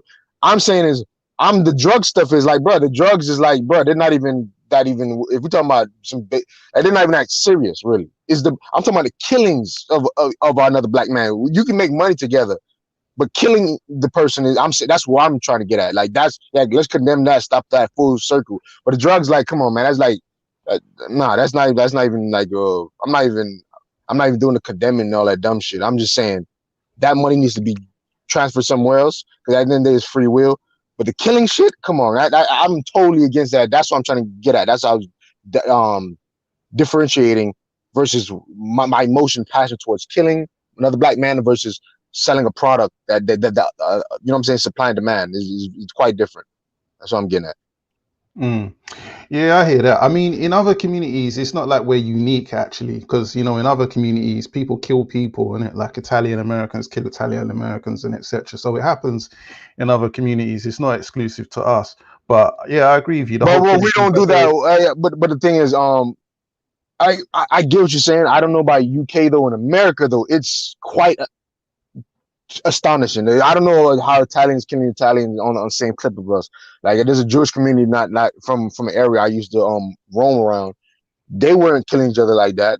But the community over, you know what I'm saying? I know, you know what I'm saying? I know personally people kill each other. So it's like, so that's what I'm trying to tell you. So it's yeah, I don't know about that. I can assure you, in Yeah. the UK, black people are killing each other. I'm not too sure about this, whether it's on the same frequency as it is in America as a whole. But No, but I'm saying, are they uh, killing each other more than the European? Are UK blacks killing each other more than the European whites? That's what I'm asking. Is the per capita percentage? Is it? I mean, is it more? That's what I'm trying to get at. I'm not talking about. yeah, I can't actually answer that because I'm not too Okay, sure. okay. I don't have the figures. But what I do know is that black people are killing black people out here. Like, we got a whole, knife crime situation going on here. Yep. I've got people in my family that have died over some dumb shit. Being stabbed and things like that. We used to have a gun crime issue in this country. That seemed to have died down, and now it's a knife crime issue. So yeah, there's like a parallel there, to which, we're doing the same thing, Yep. including rappers or drillers. And then the thing is, if UK had access to guns, I'm telling you, it probably literally would be the same shit. Literally, Oh, it it probably will. literally It, would be it the would same. be. It would be. No difference at all. It would be. I mean, we already Yeah. had a gun issue here, you know, where people were getting shot on a regular basis. No, I'm talking That's about illegal, like legal. If imagine if people in UK had legal weapons, like you know what I'm saying, like that's what I'm trying to get at. It'd be a nightmare.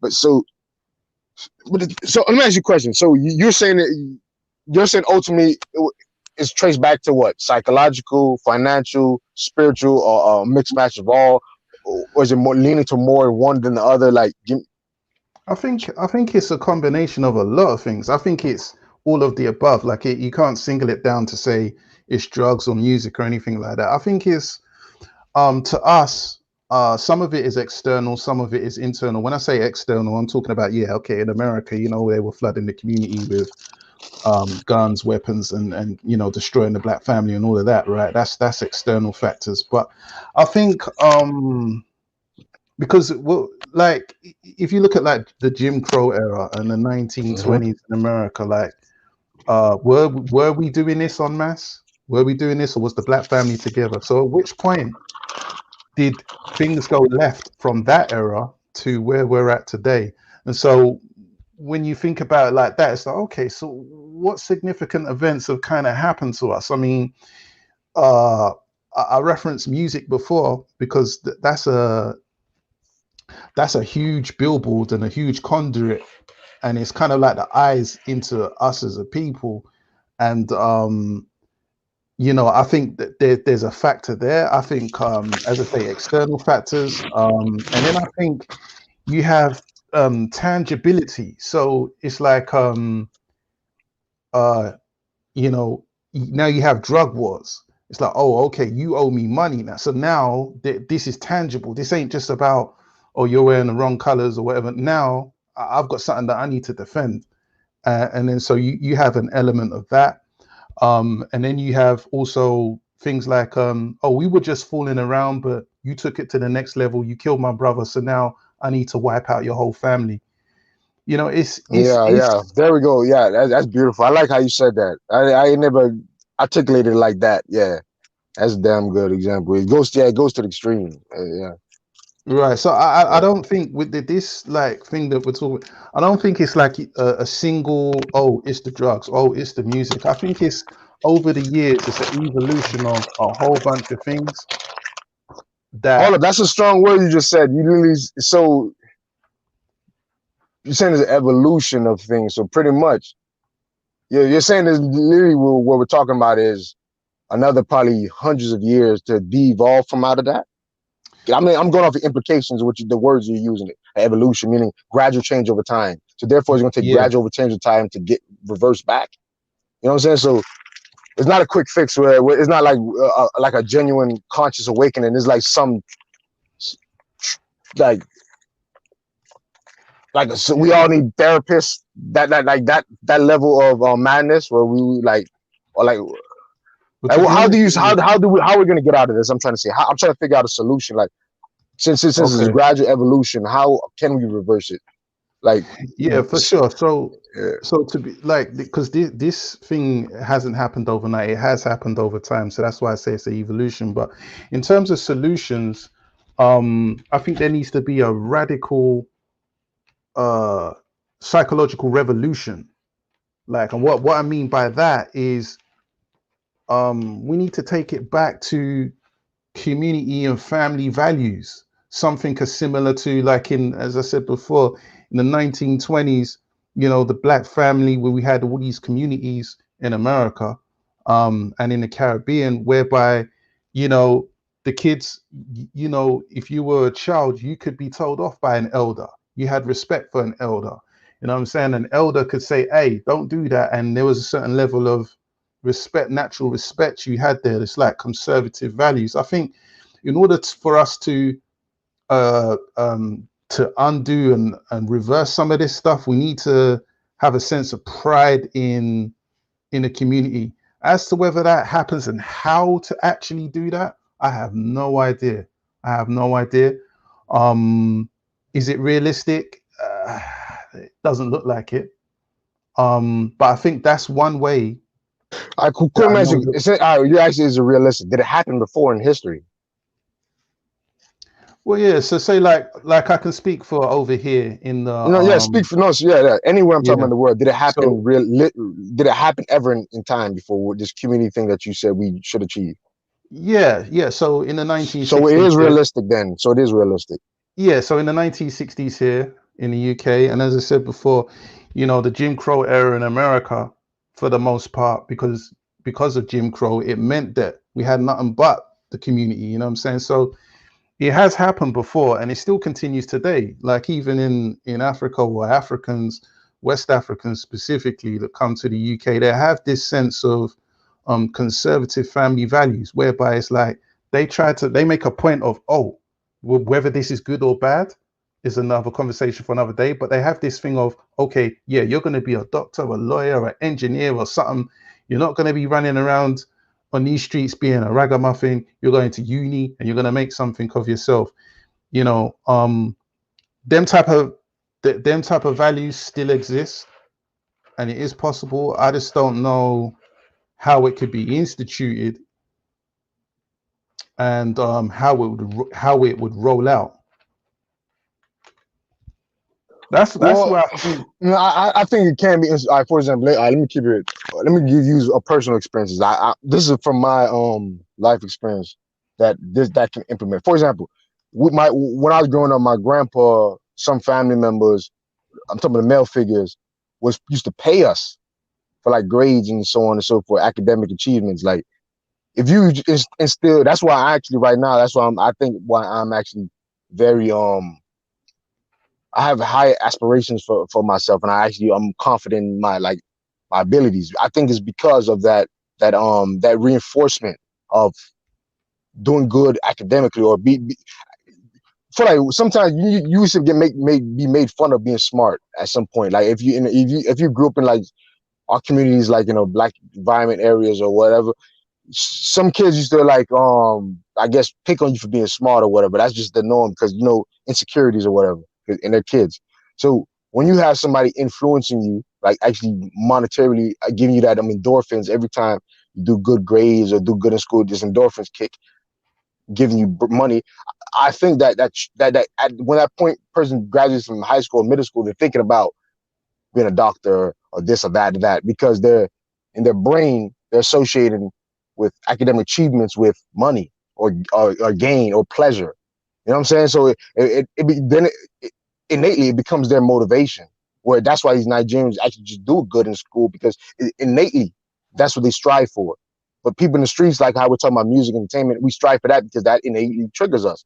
I mean, because we see success in that versus getting paid to go to school and getting paid to do good. Like right now, I already got all my cousins and nieces and nephews. I'm gonna pay you if you do good. Simple as that. I got the structure down. How much I'm gonna give them, grades, all that. So it's like if we do that, I think we can ultimately get what you're saying. And that's just my personal example. Obviously, I don't know if it's a word, but I'm just giving you mine. Yeah, for sure. I think uh like I feel what you're saying there. It's I'm not trying to say that it's impossible or that it can't happen. I just don't have the foresight of knowing exactly how it can be done. But perhaps that's one method and that's one way that it could happen. And I'm not saying that this is the solution. It's more for me. It's my observation and a suggestion as to why I think we're in this predicament where we're having these conversations about rappers dying and things like that. Or maybe it's just a balance because some of the negative attributes Okay. of what we see in our communities, whether in the UK or the US, you're never going to get rid of it, right? Like Yeah. yeah, you're never going to get rid of violence. Hmm. Black people are always Yeah. going to kill black people. It's inevitable. But I think our issue here is more. It seems to be the mainstream. It seems to be mainstream, or it appears to be mainstream. No, You I know, would say the frequency and senselessness is not really the. For example, back in the days, they'll say people got more killed off principles, like you actually did something. Now it's like, bro, if you're on the wrong street and you look a certain way, you dying. You know what I'm saying? Versus like for example, let me break down the cities in America. Every city in America is kind of different, bro, or every state is different. For example, you hear a lot about Chicago, where you just hear about the killings or whatever, the senseless killings. Like people are just shooting people based on blocks and colors and shit. Los Angeles does the same thing based on colors, but in Miami, where I'm from, is not like that. It's about who you are. You have to do something. There's not no, oh, you over here, so I'm just, yeah. There is stuff like that, but it's more of an outlier. More is more of like a personal stuff. You had to do something, but other places they just killing you randomly. I'm saying those types of killings are the real problem, not the ones where street justice. I know you must heard Right, of that got you. term. I understand. Street justice is is like if you've done some like if you, for example, if you did something to my sister, like where you know what I'm saying, the repercussions have to be expedited immediately. Yeah, you know what I'm saying, street justice. But I'm saying if it's just like some random person, man, nah, man, that's just waste of time. Is black people do stop that, but if you're talking about street justice, yeah, definitely. Yeah, we've been. Hold on one second. Somebody calling me again. Hold on, man. But good convo. Hold on one second. All right, no doubt. Yeah, man. Hit that like button. Hit the like button. Good convo, man. Soil, one of them ones. Good shit. Good shit, man. Don't know. Hey, Born Rich, What's up, brother? when are you gonna get your people back, man? I remember the first time I heard you, you was talking the thing with your people from what's it called? Was it Tennessee? Yeah, Tennessee. Yeah. Yeah. You had a whole panel of your people talking about your local something. I'm like, okay, I don't know Yeah, what we're you're gonna talking have about, but it's interesting. we're gonna have a show like that tomorrow. Today, like I said, today was just a preview show to just let the people know what I have coming up tomorrow. So yeah, man, tomorrow we're gonna go a little bit deeper into this senseless violence conversation, and I got a special guest coming for like the first hour, and then I have my brothers jump on the panel after that. So yeah, man, I was just really trying to get the people, get the blood flowing, get the mind working, and let people know we're gonna come back tomorrow and have a dope ass show. You know what I mean? That's what today was. Today was just a warm up. But yeah, one of them ones. I got this that's coming tomorrow. No doubt, no doubt. I did one Friday, like that. So yeah, I've been cranking them out, bro. I've been cranking them out, the panel discussions like tonight. And normally I have more local people on. They'll be on tomorrow. Like I said, be on Oh, tomorrow. that's good, man. That's good. Yeah, man. I'm not even around on YouTube so much these days. But I said, oh, Russ, okay, I see Born. All right, let me go holler at my man Born Rich and see what Born Rich is saying. You know what I Yeah, mean? So, absolutely. Absolutely, man. You know I rock with your channel too, man. I rocks yeah, with no it. doubt, no doubt. Rocks with it, man. Y'all make sure y'all subscribe, man. One of them ones. Indeed, indeed. Yeah, Look that man. look that up on YouTube, man. And fuck with my brother on YouTube, man. Good, good shit on there. Good content. Good content. It's my boxing brother. It's my Yes, boxing sir. brother. And I like when I want to talk boxing. I All know right, my hold up. Tyson Jones. Oh, see, Tyson and Jones. See that could go either way, and I'll tell you why. Tyson's known for coming out in his prime. He was known for coming out early and explosive power. You know, he gets you out of there. But if Jones can wait him out, then Jones will have the upper hand because all you have to do with Tyson is tire him out, take him into deep waters and drown him. But Jones is known for having a soft ass chin like a baby deer. You know what I mean? So I'm worried for Jones because he could get seriously hurt. And the thing about Tyson is that he appears to, power is the last thing that will leave you.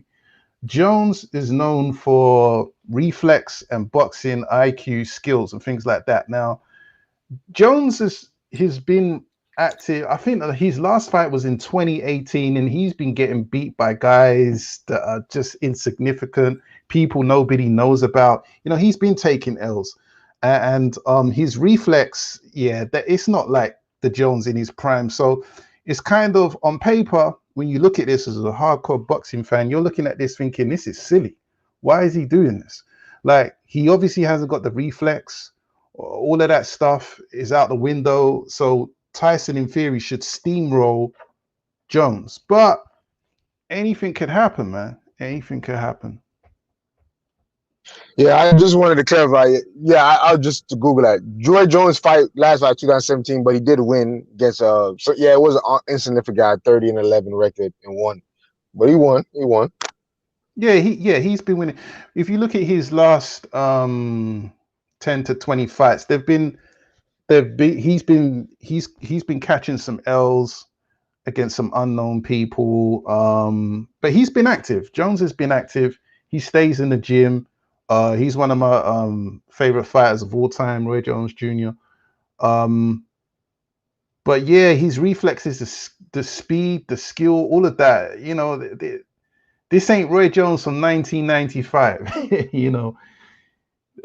I don't know what people are expecting to see, but it could be a bad result for Jones. But we'll No, have to see. I think it's gonna be a bad result, man. I'm listening to like Mike Tyson, the hot boxing, just his sight, his mental state is like, man, the man's like he's back to his demon ways, like he's back to want to kill somebody in the ring. So, because man, I've been a boxer my whole life. I mean, I'm not boxing. That's my first sport. I boxed for like quite a bit. When to go to gloves and all that. It's a lot of mental. You know what I'm saying? It's a lot of mental. Cause if you don't want to fight, you ain't gonna really want to fight. You know what I'm saying? So Mike Tyson looks like he want to die in the ring type shit. Like that's actually what he wants to do. Yeah, it's crazy. yeah. He does say that he kind of the reason why he kind of stopped boxing was because he was falling out of love with it, and also he didn't want to be the type of person that he was when he was at peak performance. Was that he wanted to kill people, like he was an animal, like he wanted to like the things that he was saying, I want to eat your kids and all that. Yeah, that's what he was about. That's the mentality and the mindset that he had in the ring, is that he wanted to kill you, like and all of that. And he just said that he didn't want to have that mindset anymore. And so, he kind of, because Tyson lost against I think Audley Harrison? I think Audley Harrison from Brixton beat him. And that was real sad to see Mike looking into the camera with them puppy eyes like a deer in the headlight. Audley Harrison and nobody, beat him. It's Mike's, to me, is one of the all-time greats, and it's an interesting matchup. It would be obviously more interesting if these guys were in their prime and in the same weight class. Then it would be, it'd be like possibly like a fight of the century type fight. Yeah, man. Man. Hey, these old men gonna hurt themselves. Yeah, that's what's gonna happen. They're gonna go out there and somebody's gonna get hurt. They probably hurt each other. Like it's just stupid. They shouldn't do that shit. I don't think so. It's the charity boxing match. We was just talking. Like, come on, man. A charity box. I don't know. I don't respect it. I'm gonna watch it, of course, but I think they should chill. They should chill. Yeah. Really, I think so. I'm more interested in fucking what these young boys doing, man. You feel me? I watched Bud. I heard you said you watched Bud, one of them ones. Oh yeah, Bud? Indeed. Yeah, that's my guy, Bud Crawford. It was light though. He didn't really show me too much. Nah, not on this occasion. Kell Brook won the first 2 rounds, but he got the job done. But it wasn't a great performance by Bud. That wasn't a good example. And we watch. You watch Haney? Haney, yeah, See, I've been bigging up Haney for a good couple of years. Haney's showing out. People weren't impressed with his last fight because he went the distance. That Gamboa? Did he just fight Gamboa? Yeah, he just fought Gamboa, got the W, but people are complaining that it was a boring fight and all of that. But yeah, it was, bro. I watched it. It was. Yeah, well, sometimes it goes like that, You see how y'all pushing in violence, man? I think boxing though, but boxing is a way. Like if you it's organized. Hey, let me tell you something. I was bullied in fucking school. Boxing changed my life, man. it made me to where, man, fuck, man. My nickname became KO. You feel me? I love boxing, Okay. man. I went from a bully to being called What it KO, is. bro. Like, trust me. But at the end of the day, it's violence, man. It's violence. Yeah, but it's organized violence, though, isn't it? What is organized violence? Okay, It's you channeled. organize a new way to break my nose. My nose is still Yeah, broke. My jaw is yeah. still broke. My eyes Hey, still broke. My socket is still fucked up. Yo, this nigga done knocked yeah, me the fuck yeah. out. And I bet you ain't gonna fuck with Donnie again after your nose is fucked All Yo, up. this right, nigga done say it knocked me again. out, Say it man. again. Yeah. I'm laying down. I can't see shit. I'm Hey, knocked my out. grandpa always say this: "He who feels it knows it." He Simple. who feels it knows it. You don't know. Yeah. Hey, I ain't gotta feel it. I can sit there and look at it and can tell it's violent. When I see his ass get hit and that mouthpiece fly out his mouth, I'm like, oh my God. Oh, but hold up. Boxing back in the day was way worse though. Like Sugar Ray and them used to do some fuck Oh shit. gosh. Yeah. Imagine 100 fucking fights in a year or some. I mean, not like it's some not 100 fights, but you know what I'm saying? It's crazy shit. Like, Yeah, yeah. That Yeah, Sugar but Ray you know what though, Robinson, man? not You even know what Leonard the general Robinson. public, you know what the general public really don't understand? They don't even really understand how much of athletes these guys are to be taking oh them yeah, punches. yeah. You know, they hitting them with these stomach shots. One shot, you hit me 25% of your strength in my stomach. I'm going the fuck down. Me too. You gonna buckle quick. Hey, Mike. No, listen, bro. Like your normal street fight or any type of fight or physical shit, it only lasts like I don't know, a minute and a half at the most. Like a boxing round is 3 minutes. Like Yeah. you got to get in there for 3 minutes, man, and fight. Man, fuck that. But and the crazy thing that you know the exercise in the boxing is literally mostly cardio, man. You're doing first you're running, stretching, jumping jacks, you're shadow boxing, all the stuff that we don't lift weights, we don't even do that. We stay in cardio, bro. It's all about unless you're a certain fighter, but they stress cardio, man. Like trust me, Yeah, 90% of that shit's cardio. I'm gonna second that. If you're, and it's the thing, I'd encourage boxing training for women as well. If you trying to lose weight, get in shape, trust me, trust and believe. Boxing training, like not to train to be a fighter, just the training. Trust me, it will strip whatever you want to achieve.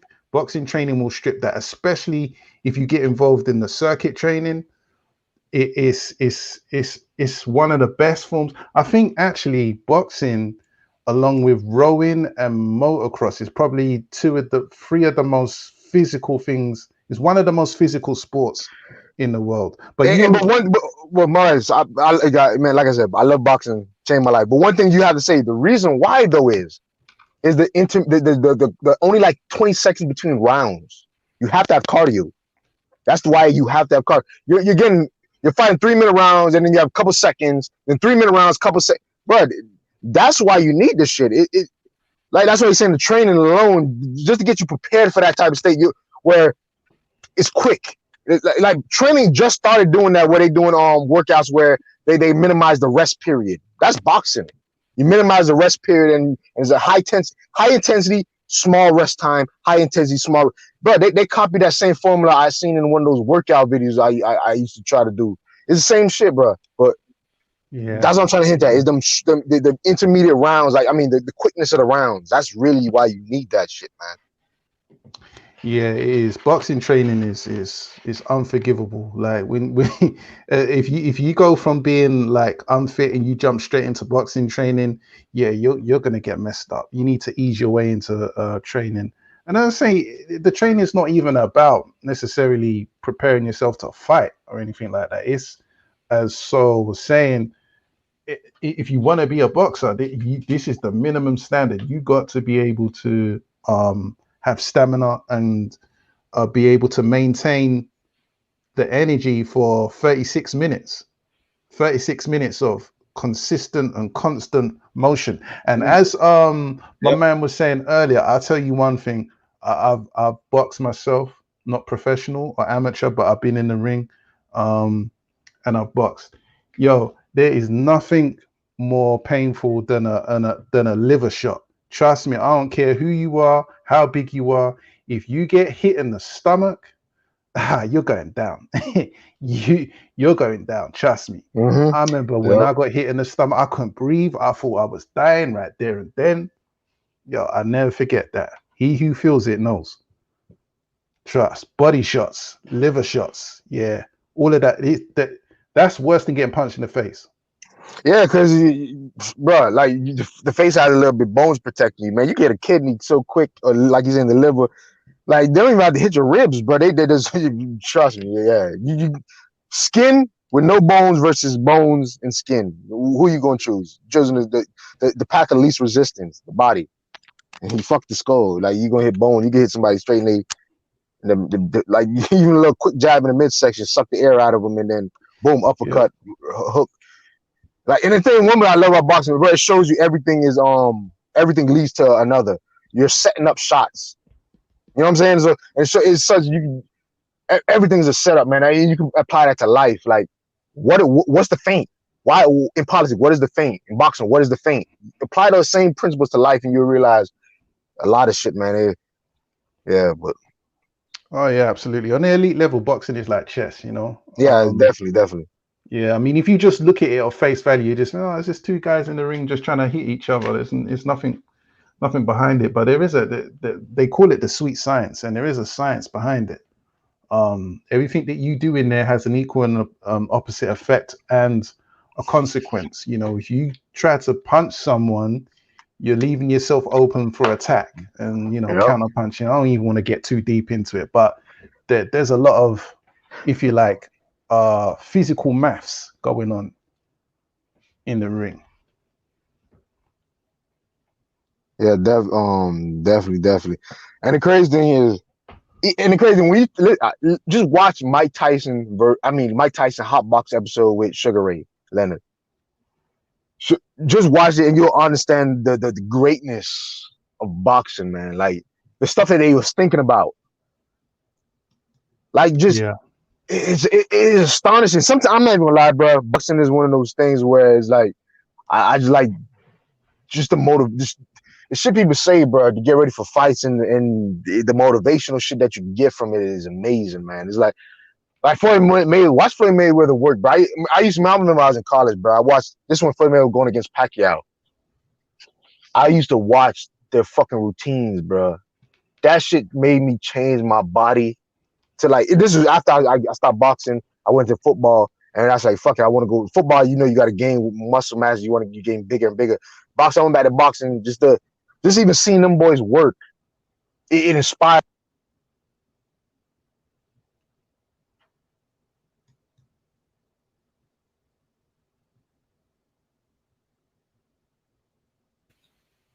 All right. Yeah. I think he might have cut out. Yeah, so I think you cut out, man. Yo, I cut out. Oh, you back now? Oh no, yeah. So you can't multitask on this app. Like you gotta stay on the fucking screen. I was trying to do some other shit while I'm talking, and you can't even do that. All right, so yeah, but before he made you know what I'm saying, like his work ethic is so amazing. The science about it is not just him running around. The man used to run 6-7 miles or whatever during the Pacquiao fight, and Lily said, "I'll drink a soda," and then he break down scientifically why he did it. Like boxing, he really said, "I'm burning so many calories. I can't drink water. I can't drink Gatorade. I need sugar. I need something that's gonna give me better fuel. Sugar's one of the best. If you're actually using sugar for energy, is the greatest fuel source. It's better than fat. You know what I'm saying? But if you're using it for like storing just to walk around, fat is better. But sugar, like that's what I'm saying. Floyd Mayweather, people say illiterate, but the man knew that based on boxing, science of the body through boxing, energy. He literally worked out so much he knew drink soda is better for me to work out. I actually start doing that, and you actually have more energy, bro. But that's what I'm saying. It's not even about fighting, man. It's that's so why they got deep. these energy drinks. It's so fucking deep. Yeah, but man, it's deep, man. These fuckers is like next level. Then you got Mike Tyson who tells you about his work. The exercise he used to do with his fucking neck. You find out what the fuck he used to do. The psychotic shit that he used to do. Stand on his fucking head and just do some weird. Boy, it's man. These fuckers is like sports scientists that fight or something. Yeah, they really they really are. Unless you kind of look into it, they really are geniuses. Like Mayweather, yeah, man. He's an actual genius. You know, genius, man, genius. Yeah, like he's the equivalent of and I'm not just saying this for effect. He is actually the equivalent of Einstein in boxing. some of the things and visions that he has. Even somebody who's not interested in boxing can see and appreciate the level of skill that he has, you know. But yeah, man.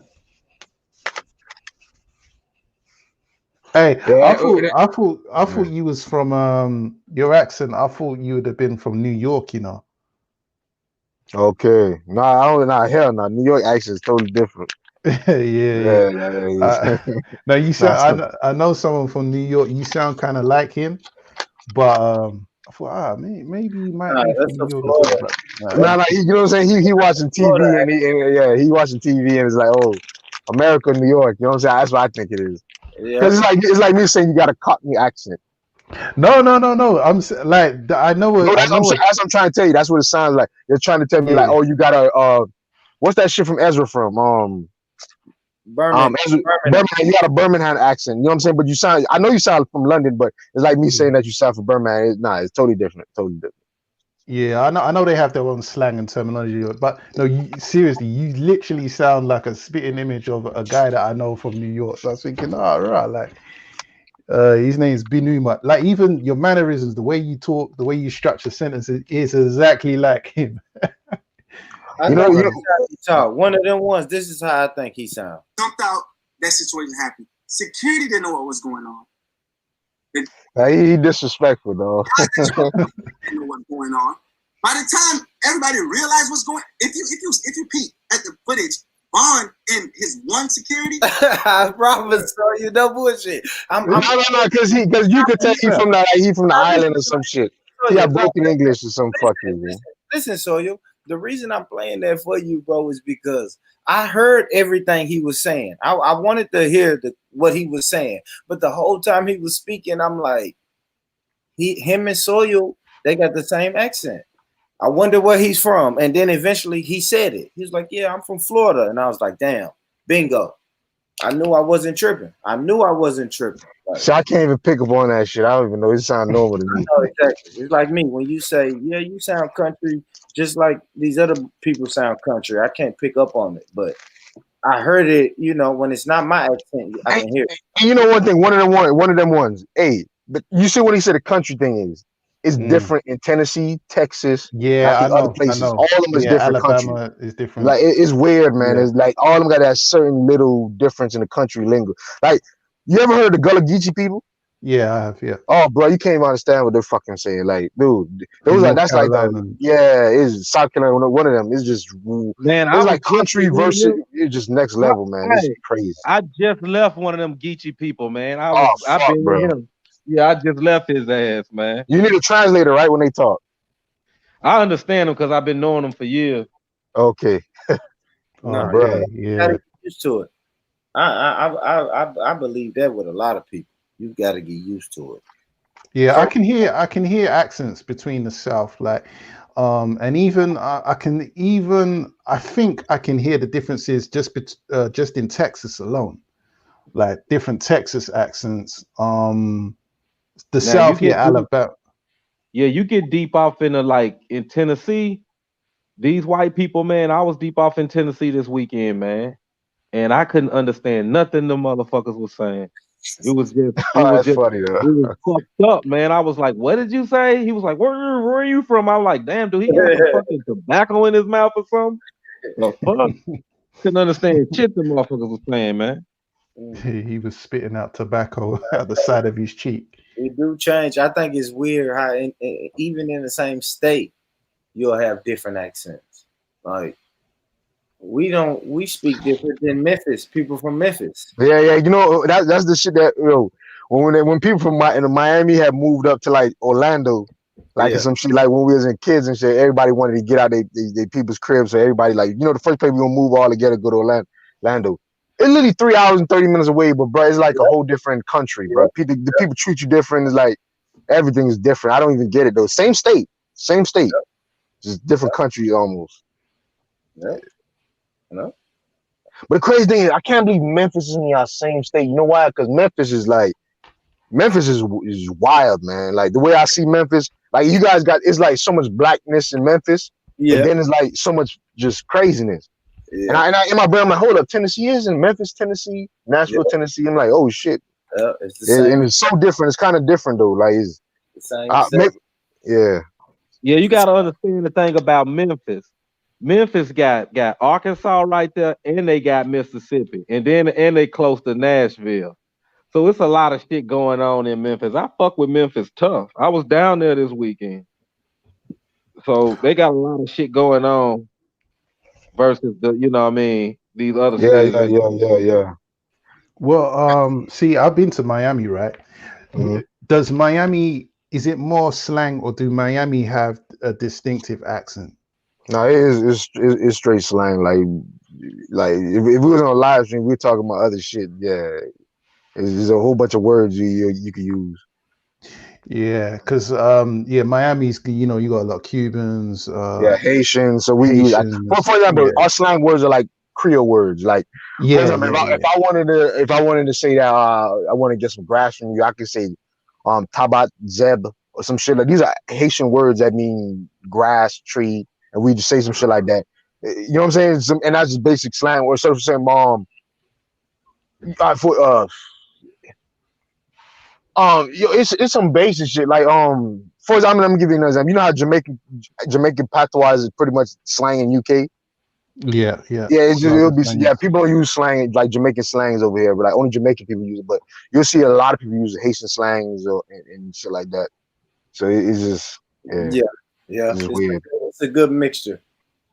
Yeah, It's a good mixture. and then when I'm trying to say Haitians have more sway like right now than I say Jamaicans right now. Yeah, the Haitians. Yep. They running shit. I ain't even gonna lie. Haitians are real popular in Miami. That's what I know. That's the Hey, sock Almazo. Hey, passe. When I heard my homeboy, Mabule. that I traveled to Miami with, he looked at another black guy with dreads and said "sock passe." I was like, "What the fuck is he talking about?" The Haitians be having dress, dude. What is that? I was like, "What is that, bro?" He was like, "Oh, that's like Wagwan. Like it's a it was like Wagwan. Yeah. Right. And it says like Mabule is like Medea and some dumb shit. Like it's just saying like, yo, what's up? I'm good type shit. Yeah. Mm-hmm.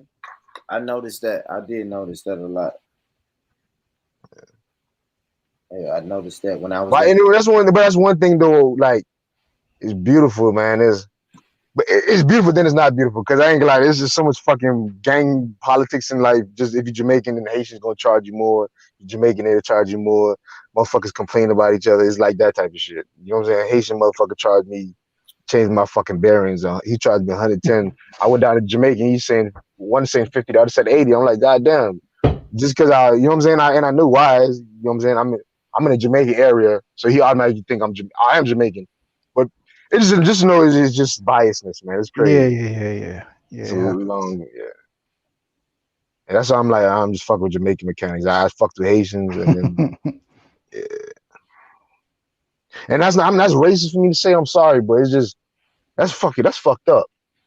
It's not really fucked up. I get what you're saying. It's like the reality of it's like the reality of, you know, what it is for you. Yeah. But that's why I can't even get mad at Born right now. I just thought about that. I knew you was finna say that. That's what Born Lily trying to tell me right now. Go ahead. Yeah. The 80 West. You know, I know you're from the 80 West in America. I know where you going, man. What, Born? Are you Jamaican or what? Nah, he's American, but he's saying Jamaicans do that to him. What I'm saying, Haitians do it to me. So it's like, okay. They do. They do. He's saying they do. They come over and undermine indigenous American progress, man. But not all of them, but some of them do. Come over and look down on descendants of slaves. Yeah, that kind of thing, you know, I guess it happens, but it happens the other way as well, right? Like you, if you were African, I know because I've spoken to a lot of people from all over the States or whatnot. If you were African back in the day, same thing happens here. oh, you would get teased, you'd get called African booty scratcher, or you live in a tree, you live in a mud hut, all this stuff. Same thing used to happen over here, not as much, but it kind of No, used to we be like that. no. Born is quiet, but the Americans used to do the same shit to them. Yeah, The Americans used to make fun of they just the same shit, African booty scratchers. yeah, that's what As I'm soon as they talking heard about. their Yeah, last name in class, they roasting you. Y'all saw that yeah. on the movie. Y'all can't tell me any other place you ever saw. Nah, bro. I listen. Born, I was there with the Black Americans taking a part with that shit. So don't even on the like. movie. I've heard many. Nah. I've heard many African Americans say that, like, What? if you were Africans, oh, African booties, because I No, thought the term Bro, African let you booty be scratcher. Haitian though. Let you be Haitian. Because Haitians are more synonymous with African. So let you be Haitian, bro. They was getting on your ass. Yeah, You know what I'm saying? That's why Haitians are so powerful, bro. They used to get fucked up by Jamaicans, Americans, Cubans, everybody used to Bro, fucking move. just let you be dark skinned. That's when Yeah, bro. Right. Because I thought African booty scratcher, I thought that was a UK thing. And No, then I'm that's hearing, American. oh No, y'all shit. got that from us. So No, you y'all guys are got that. doing the same thing as well? No, Oh, that's like, you guys got that from us. that's Trust a me. UK thing. I don't know whether. Nah, nah. born. Nah, born. Look at that's a fake Paul. thing, man. Yeah, He's we like, no, that's a UK thing. We don't even talk like that. yeah, we Nah. don't talk like that. I don't know what they talking about, man. Yeah, African booty I've scratch. heard African Americans say that, if you African back in the day, yeah, man, you was gonna get roasted. And let me tell you how bad it was over here, right? It was so bad that Africans are changing their accents to African American accents. So I know people today that speak in an American accent that never been to America, and it's because of that era of when you would get teased. Yeah. Your last name was African. If you looked African, if you didn't look Caribbean, yeah, it was a wrap for you, man. Let me tell you how bad it was in my school, bro. And I was a part of it. I ain't gonna lie. All jokes aside, I think I was the initiator in this bullshit because I made we was talking about foods one time, and I said a food that my uncle wild. My uncle's wild as fuck, man. The motherfuckers would shoot anything. Some motherfuckers used to shoot shit off the fuck, to shoot birds and shit. And one time, a motherfucker cooked it. Right? I said this in school. Ultimately, Haitians start calling us names. People say Haitians eat cat and shit. So all them type of weird ass animals. It got to the point where we had a Jamaican versus Haitian civil war in our school. I'm talking about fights. Like these Jamaican, Haitian niggas was just fighting. It's some weird shit. Just some primitive tribal mentality. And just imagine, I'm talking about Haitian Jamaicans, right? Imagine the Africans who weren't even a part of none of those groups. Yeah. They was just like, yo, it was over. It was just crazy, man. I won't worry about that. I mean, Born Rich was the same one as well. He'd be like, "Oh man, you motherfucking African booty scratcher! Why don't you go back to Timbuktu?" Nah, that's never been my style. Never. But I ain't like born. I know you can hang from that tree just like I can hang from that tree. Like my ancestors had to hang from that tree. You could be walking in them same lines, them same long lines, getting bit by dogs and fire hydrants sicked on. I got a great question though. Had they fire hydrants and dogs sicked on them, man. I got a question for all y'all on the panel. The same one mass incarcerated, just like my people is mass incarcerated. I'm gonna ask you a question though. Could you live in those times and tolerate that? Just being quiet? I'm asking, could you have lived in those times? Let me ask you that question. Everybody on the panel. Honestly, could you have lived in those times we're talking about right now? I don't know if it's could I would have had I would have had to, right? I would have had to survive. I feel like I would have did whatever it takes to survive. No, so that's what I'm saying. You wouldn't be like a martyr type shit. You would have just survived, get along to get it right. I don't know what I would have should have done. Yeah, it's very easy for me to sit here from the comfort of my sofa. Yeah. You know what I mean, in my white vest and my knee-high white socks. I'm comfortable to say, yeah, man, I would have done this, I would have done that. Yeah, I'm asking you, just say what your honest opinion is. You don't gotta be scared. You know what I'm saying? Just would you or would you not? I'm just trying to figure out. I'm just curious. So I'm saying unless I was in a situation like from that era, I don't think I could answer that. I don't know.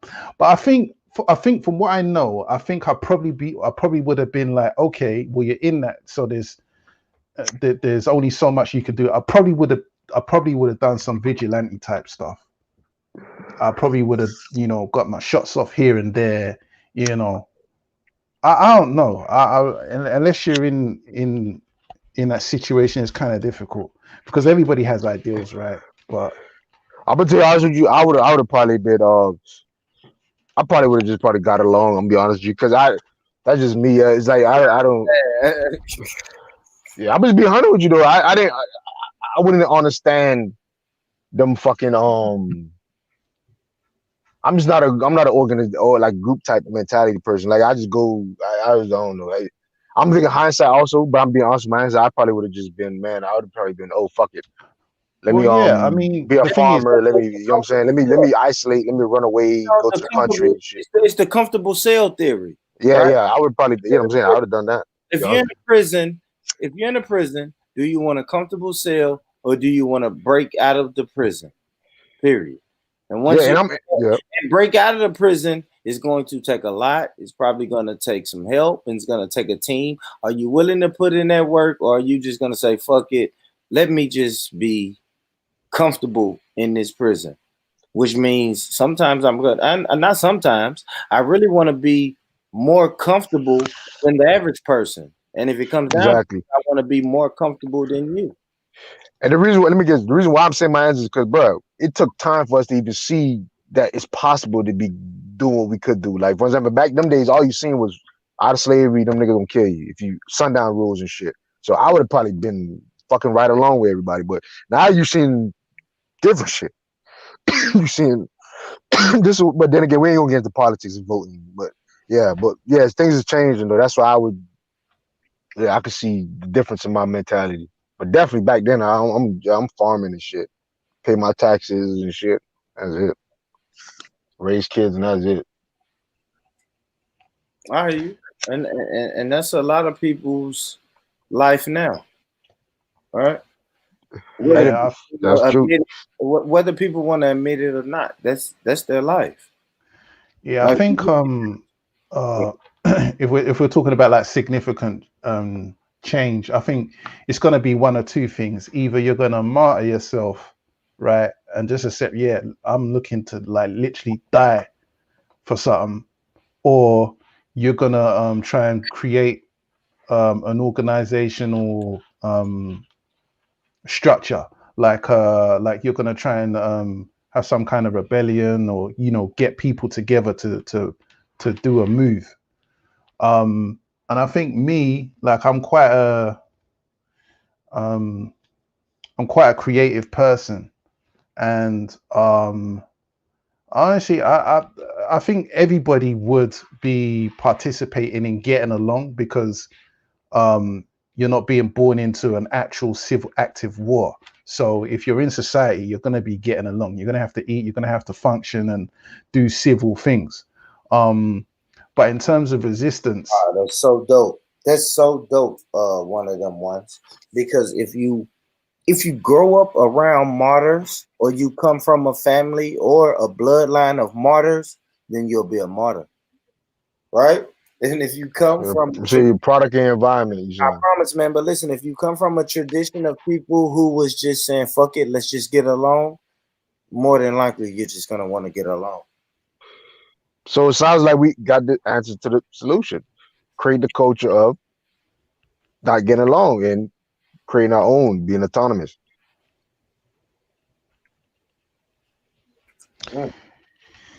Yeah. No, so we easily can say it was just product of our environment. The reason why we're like this, we'll change the environment, and then we're going to create better products. I think that's the answer right there, right? Right. Yeah.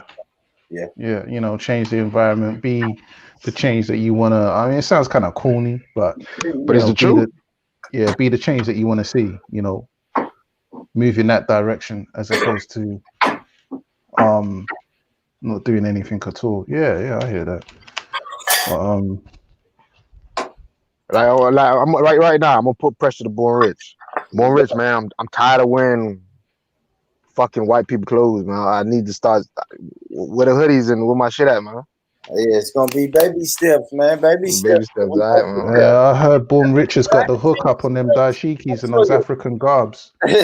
Well, so you look, I can tell you this, so you it's not gonna be my clothing, but I can send you some link.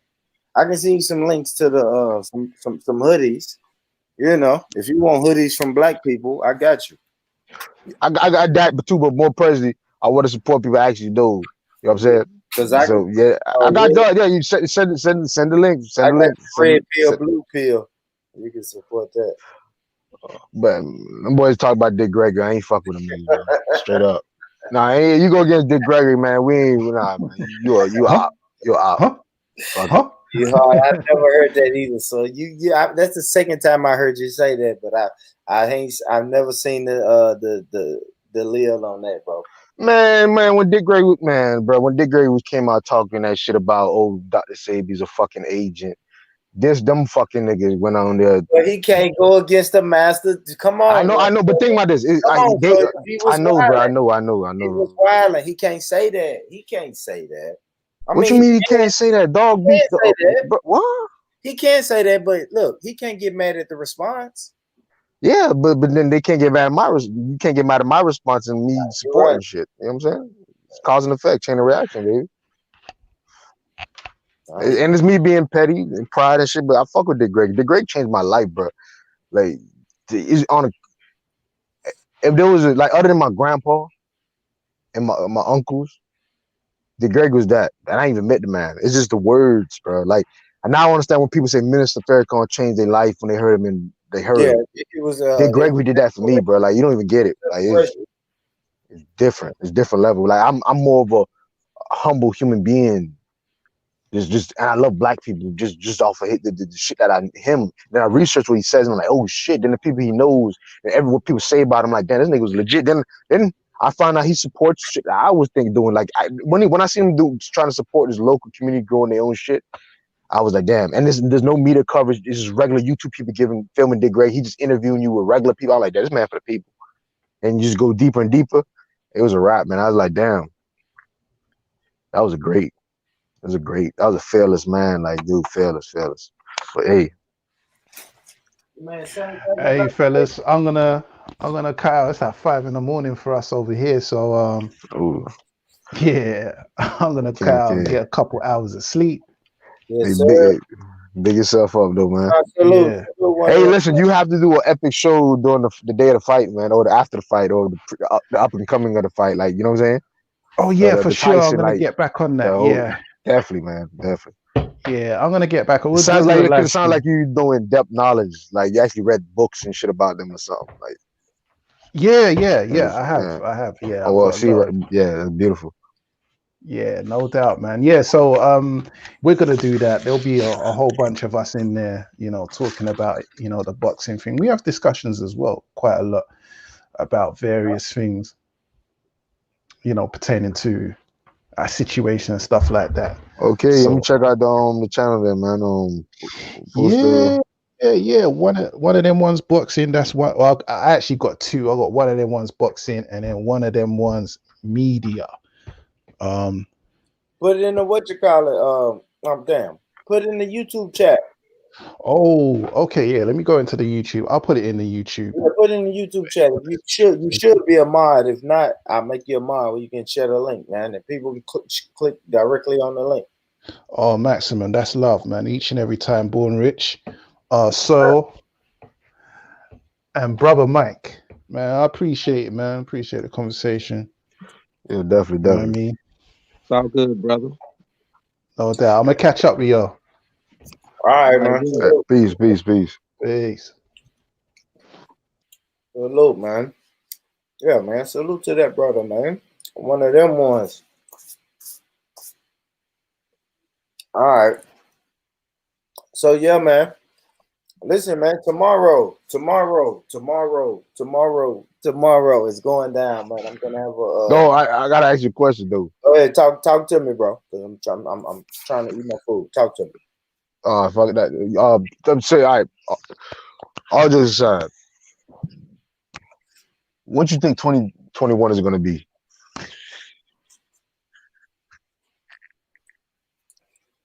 Hey, They did. I just want to hear. listen, as a prisoner of war, whatever the warden said whatever the warden wants it to be. No, I don't know. So you like whatever the government may decide tomorrow that God is. we can't go. We're on lockdown into 2022.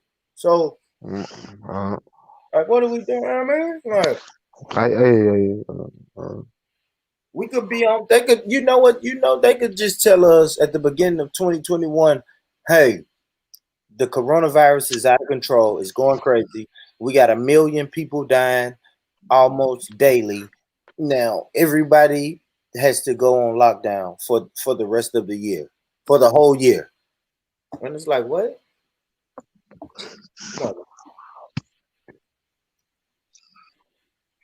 Like, I don't know, man. Yeah. But So 2021 to me, I think 2021 is gonna be the opposite of this year. To be honest with you, I feel like there's gonna be some great building, like some monumental shit gonna happen for us. I would say in the positive direction. I really do think that. Why is because even though through all this madness, man, I'm really starting to see like the average person start talking more conscious or more woke. They might not know everything, but just by basic tenets of like togetherness, man. Like, bro, once I heard this nigga owned his masters, I'm like, an average, even the musicians are starting to talk about ownership. I'm seeing it through my friends, bro. My friend who just did a distro kid, you know what I'm saying? So I'm seeing average people starting to think like this versus that. And then now you're seeing people start wanting to be more entrepreneurs doing this whole Corona shit. So I'm starting to see like, hey, 2021 might be a nice year. It's just, that's what I'm starting to think, man. Yeah. I know you're saying the war and shit, but I don't even give a fuck. They're gonna do what they do. I'm just talking about us. I don't give a fuck about whatever's happening around that. Everything. I'm talking about us, really. Yeah. We lost a lot of people. Don't get me wrong. We lost a lot of people, but shit. I think, the greatness about us is learning from people's fuck ups, really. You see, we see so many fuck ups and people die that we got Boy Rich saying, "Don't vote, hold your vote." Imagine that. Less than 12 years from Obama. No, literally less than 12 years from Obama, Boy Rich is saying that. Imagine that. What's gonna happen? What's gonna happen? You know what I'm saying? So I'm liking this shit. Ain't nothing gonna happen if we stop, man. Come on, Sawyer, quit that, bro. Like, no, I'm saying we got niggas now actually talking about holding vote. If we stop voting, we still gonna be in the same position 12 years from now that we've been in. Voting is not gonna change shit like that. So come on, man. Come on, bro. Boy, so I don't even know why you even have talk. So you contradict yourself no matter what, dude. I don't even get it. So what the hell? So why do you even hold your vote then? Let's not even get it. Let's not even get into that. Yeah, I don't want to get into that, man. Let's go talk about voting, man. I don't want to talk about voting. That's niggas. Yeah, we like talk about it. We gotta wait another 4 years to talk about it, really, dude. Like, yeah, I mean, like, voting is something we should have been turned the page on, and that's, you know what I mean? Like, in my mind, like I said, I hope you're not thinking about presidential shit, presidents. I'm talking about your goddamn communities. Hold on. Let me say this: bigger West Park, Florida, or West Park, Miami, or whatever. West Park, Florida. Just put West Park, Florida. Everybody in their local government is black. Every fucking body is black. Thank you. So but I'm saying, hold up. They black, so what? So you all I'm saying, hold up. Let me get into this shit. So it's starting off. Next 2 weeks they're gonna do some entrepreneur shit, business thing where they're giving out free training courses. They do that in 2 weeks. I'm gonna give the actual date. Or actually take a picture. I'm gonna get the copy of the thing, the newspaper they had out. But I'm just saying it's shit like that. What I'm saying, or also the food they gave away that for mostly the whole every week during the corona. They was doing that, giving out free food and shit. Some of the foods are organic, to be honest with you. Like, I was shocked that some, like, the giveaways you can actually get organic, fresh produce. I actually started eating back greens again, like salads and shit again, because going to them one time. Cause I'm you know me, I just like getting free shit. I got some free shit. Salute to them. So all I'm saying, hold on, let me big them up. So that's something I'm saying. Like, a good example. I always you can do that without voting, so I can get you to give organic. No, but I'm saying, but I'm just giving out. Listen, I get that, but listen, we can't. But I know that. But listen, I'm just giving stuff that just listen. You know, they you do stuff. I'm saying I don't think people know what happens on their city commission. You know, they do a lot of free courses like workshops for like business stuff, like business education, licensing, all that shit goes on. Like doing your local meetings every week. If you can just get the newspaper, look at the schedules. But I'm saying that happens a lot. Miami Gardens, West Park. I'm just giving you all black. So yeah.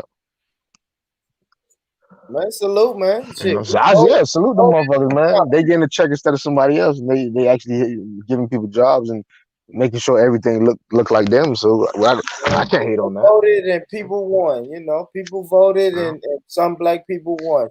Salute, man. And my homeboy just got murdered outside the cell phone store Saturday night. But Yeah, but that's life though. Good and bad. It's like yin and yang. You can't always just negative. What about the positive? But he Other than that, voted he voted and like yeah, see what I'm saying? So that's what I'm saying. So hold up. So because he voted, he died. I don't get it. That's no, stupid. I'm not saying that. I'm just saying he voted. Congratulations for him for voting, but now it's something more serious than voting. Like in the grand scheme of things, that don't mean shit.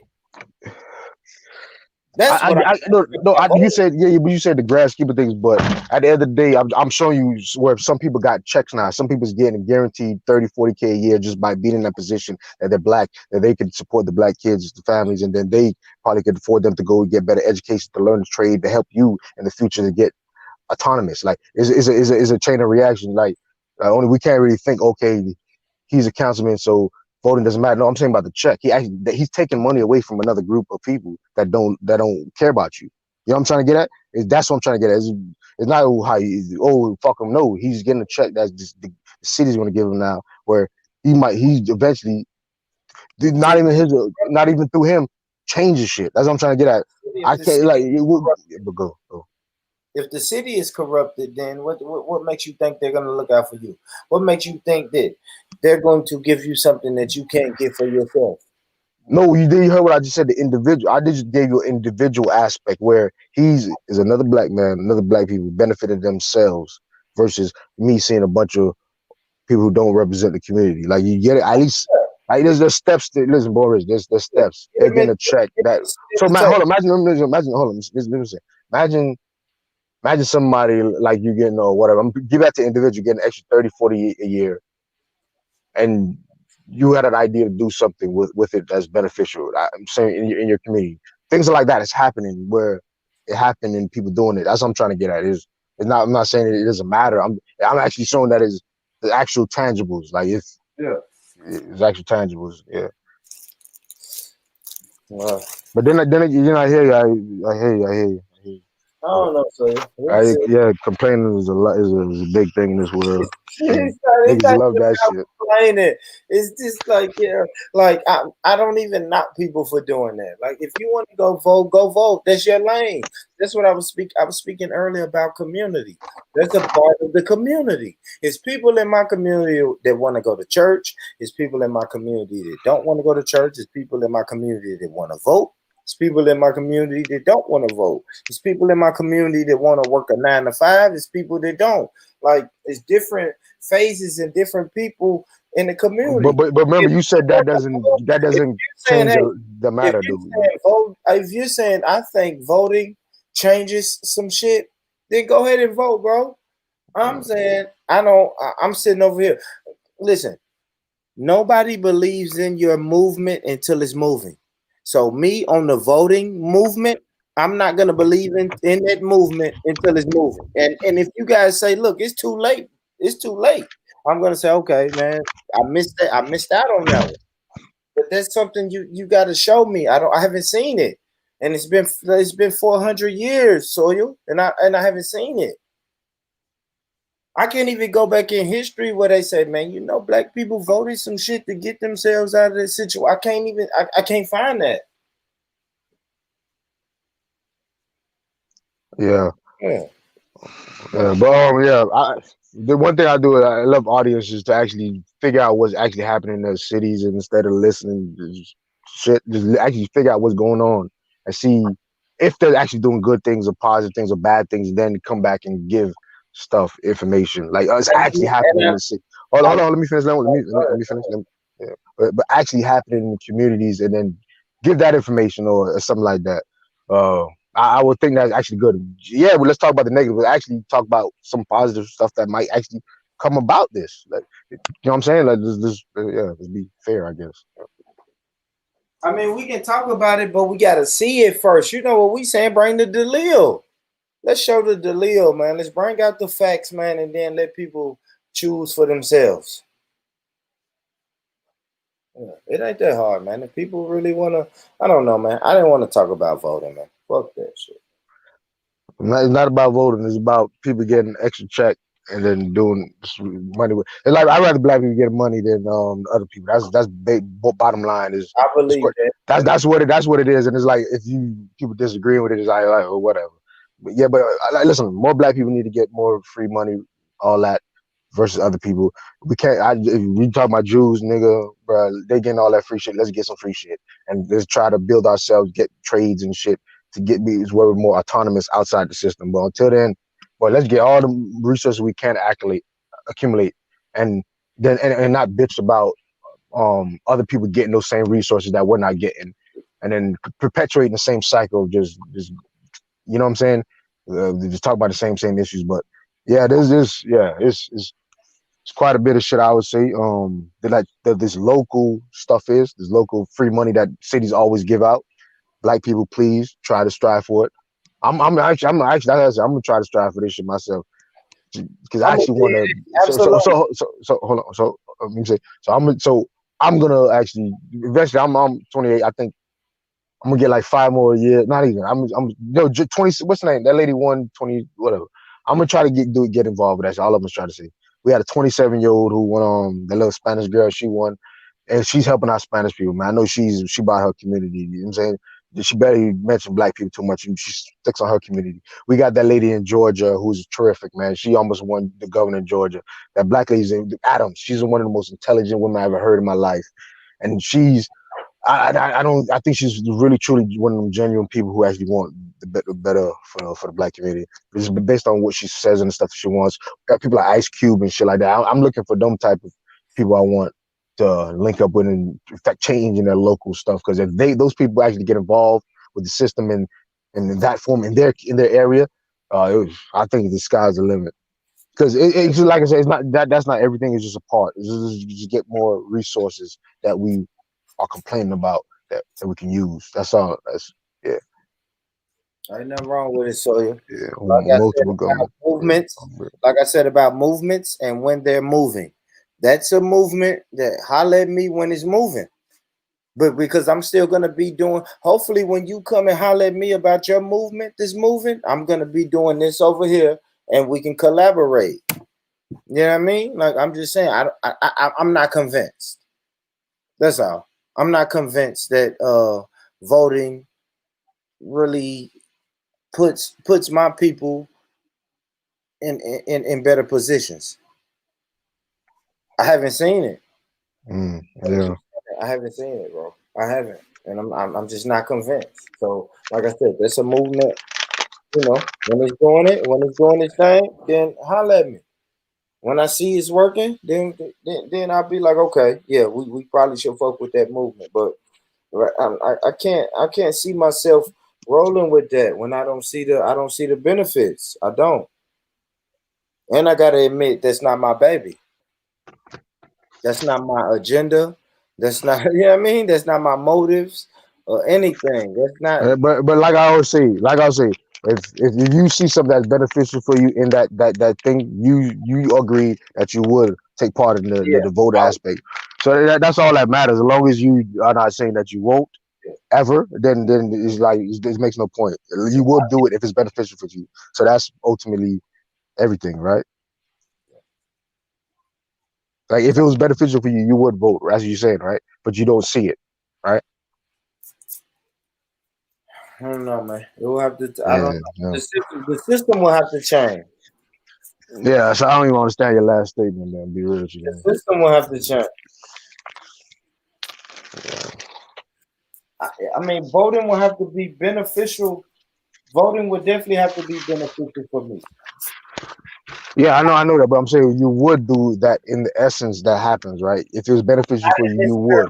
Not in this current temperature. No, Okay, all right, yeah. not in this American Well, vote. that's all I was asking, bro. Literally, that's all I was trying to ask you, kid.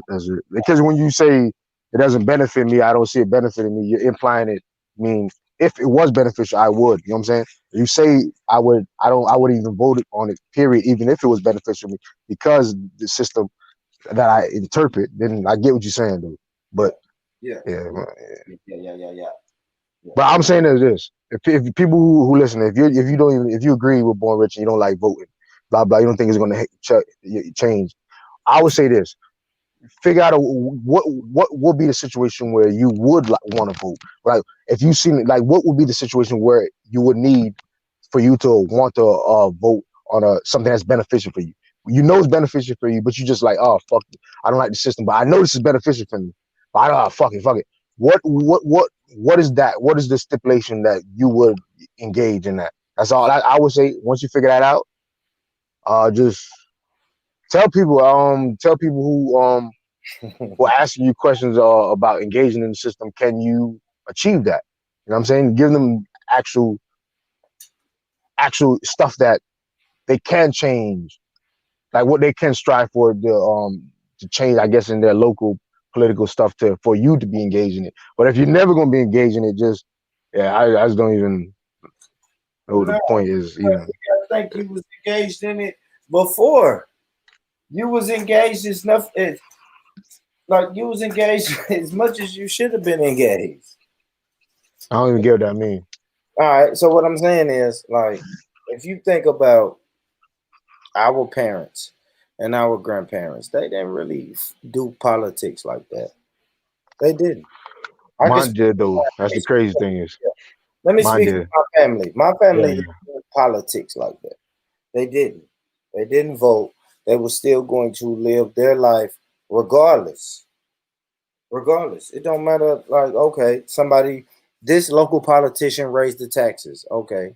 So now my milk costs, okay, my milk went up 50 cents. Like, what can people really do to change that? Nothing. no, It's no, but the thing is, what the tax money went to, he raised taxes to do what? To build a trade school in the community where it's free.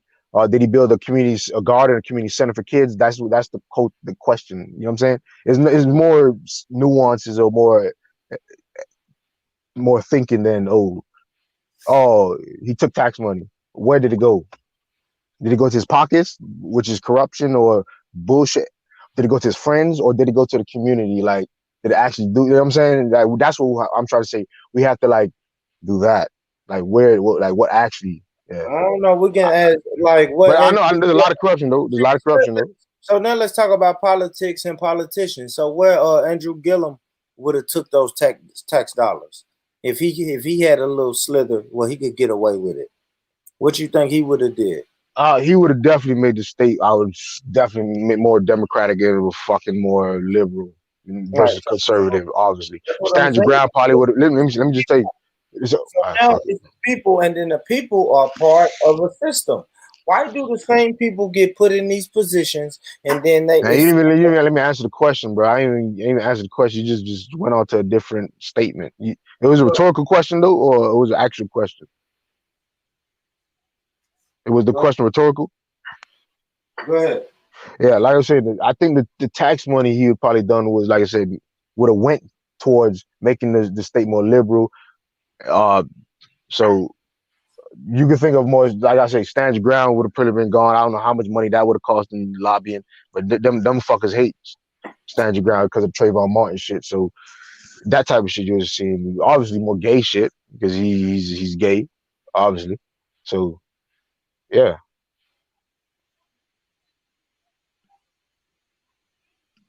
I hate you, man. But I'm talking about it all depends on the politician, man. That's all I'm trying to tell you. Like it all depends on the politician, man. Something at the end of the day. But like you know what I'm saying, there could be a high percentage of them being corrupt, but hey, what would the politician or whatever have to do, or have to like what would be a position that you would engage in the voting shit? If you're not gonna even vote, engage in it with like, I just don't even like, yo, you just make that clear and just say fuck it. Other than like, then it's like, then people like, then like a lot of conversation don't even make sense though. You hear me? Somebody got to talk my language, man. So Like let me ADOS wouldn't even make no sense. let me Like tell talking you, if nobody wants to vote, let me it's the tell you. dumbest conversation in history. If So, ADOS is everything is about voting. Every like I said, every ADOS is about voting. So I'm saying if somebody yeah, doesn't even agree with voting, period, it doesn't make sense talking about ADOS. Like what's the point? There's no. They want you to vote. They want you to vote. And about ADOS like yeah. this. So I fuck Uh, with the reparations talk. Like, why would I not? That's a no, more but that's what I'm saying. You would, born. You see, that's what you say. You have you have a way that you would vote. But earlier you were saying you wouldn't like this period. Nothing. I just don't like the system. what are But you now talking you're about? saying What are you talking about? I have a way that I will vote. the reparations. Do it. It'll be a vote. I didn't Voting. say It'll be. that. I didn't say that, Sawyer. What are you talking about? I didn't So say what you just said a while ago. what I'm saying about ADOS and reparations is I like when they're getting the conversation started. I like that. I like that they are making a conversation about reparations. I like that. And then if they're telling you, listen, circle this box. If you can circle this box, then that's you. You know what I mean? If you're an American descendant of slavery, then that's me. How can I say I don't fuck with that when that's me? Now, do I agree with everything they speak about? No. No. But is that me? Yes, that's me. But you were listen, Boris. Let's slow down. Would you take part in the system then? Right? You wouldn't wait for the system to change to take part in it. You would actually just take part in it, right? Take part in it. You're Why? circling the listen. You're circling the boxes, born rich, to be identified as a certain group, meaning by the Yeah. system, born. The system is going to change your identification. The system, born. It's You not say that you. change So my hold on. identification. So what do Born you rich. Hold on, born. Slow down, born. Slow down. So slow down. I'm asking you a question. So you would take part in a circling a box and giving it to whatever if it was about ADOS reparations and all that, right? You would take part in the system, right? yeah. If they All say right, this, that's all. All right, yes, cool. absolutely. If you are owed this, you are owed this, All you right, are but that's all I'm saying, boy. That's all I'm saying. That's all I'm saying. Have a specific, whatever you specifically would do. Have something in your mind that you know if this happens, I will take part in this. All I'm saying is have that and start telling people about it. Because then you have conversations like Ice Cube and them having the platinum plan. Because somebody said I would take part in voting if we had some reparations shit. Now you got, you know what I'm saying? That's what I'm trying to say. If you, it's better. It's good to have like I'm saying this. Listen, what I'm saying. It's good to have an idea in let your me tell you this, brain. man. I'm a gambler, Sawyer, and you have to be in it to win if you gamble, right? So, will I throw my hat in the ring? Absolutely. All right, and you take part in it. That's it. That's all I Yeah. gotta say. Would I throw my All hat in the ring? Absolutely. It right. probably would take a lot, but come on, man. I know a lick. I know a lick when I see it. If you put it in there, it's up to me though. You bring Yeah, me but listen, and that's beautiful. That's what I'm saying. That's what I'm saying. This is what I like.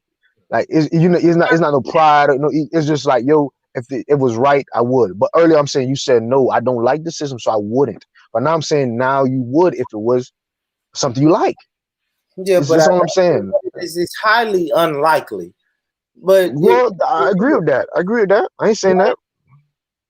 that's a question of like, man, would you slap your sister for money? And it's like, well, no, but who to say Man, I I'm gonna say this. If my sister was agreeing with it, yeah, I'll slap her for money. She can exactly. have. No, that's Fuck. what I'm saying. So no, it's no context or anything behind it. Just would you slap your sister for money? And it's like, yeah, we could work that out.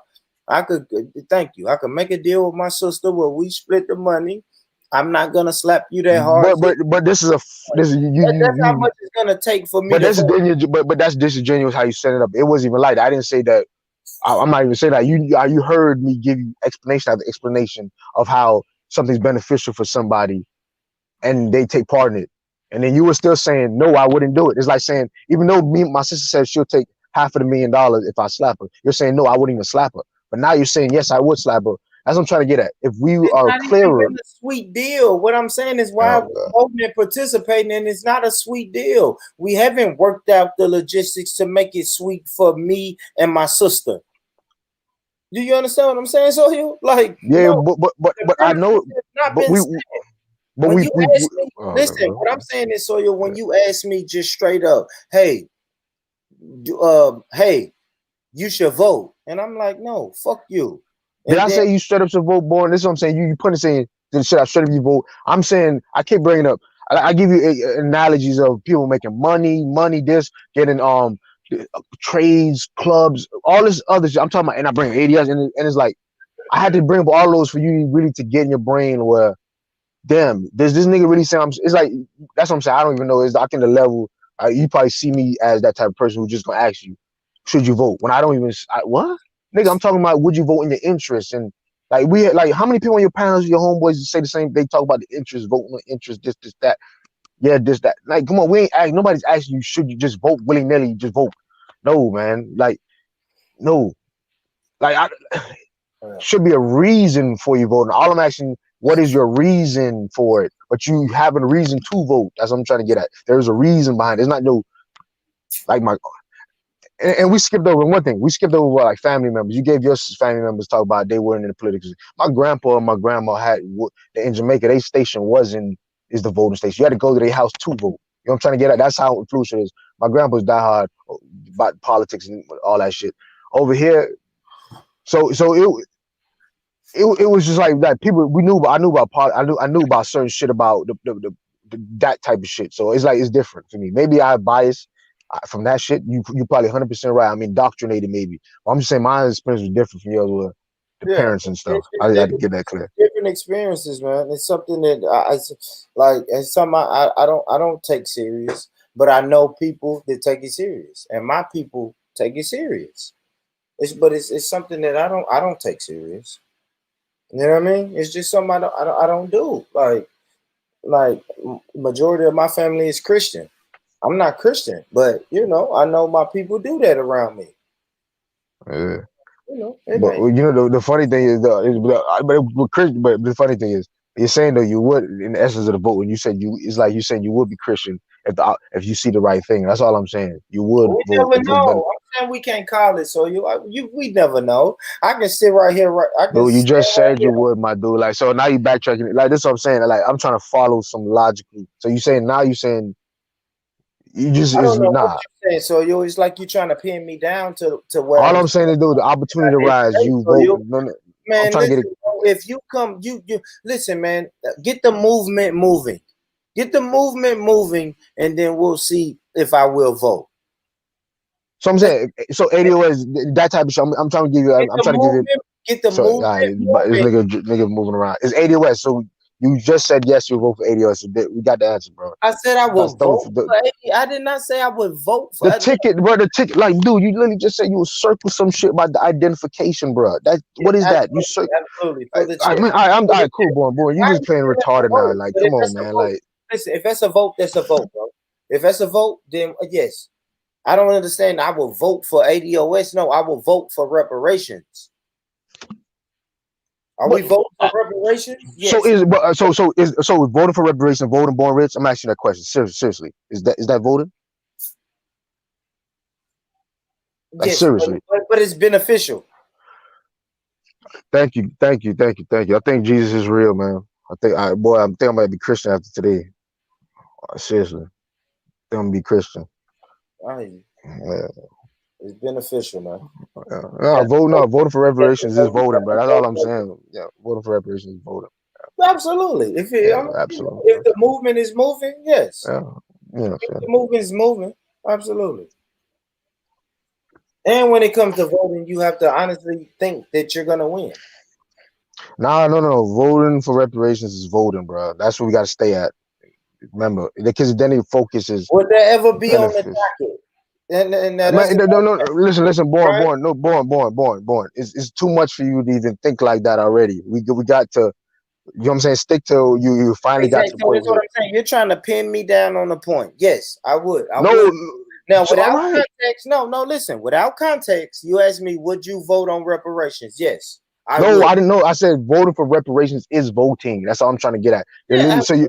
So But that's that all I'm is saying. I'm voting. saying that statement, bro. You That's said you didn't. without No, context. earlier. Listen, boy. Earlier you said you didn't even know what voting was, and then you literally said voting for reparations. So I'm saying the word you use, I'm saying, is the word I'm talking about. You know what I'm saying? That's what I'm trying to say. So you do know what the concept of what I'm saying by voting, like voting for reparations, circling that, whatever. Yes, boy, that thing, that's what I'm saying is voting. Yeah. If But you I don't listen. This political, this political voting for candidates and voting for local mayors and governors and all of that's that bullshit.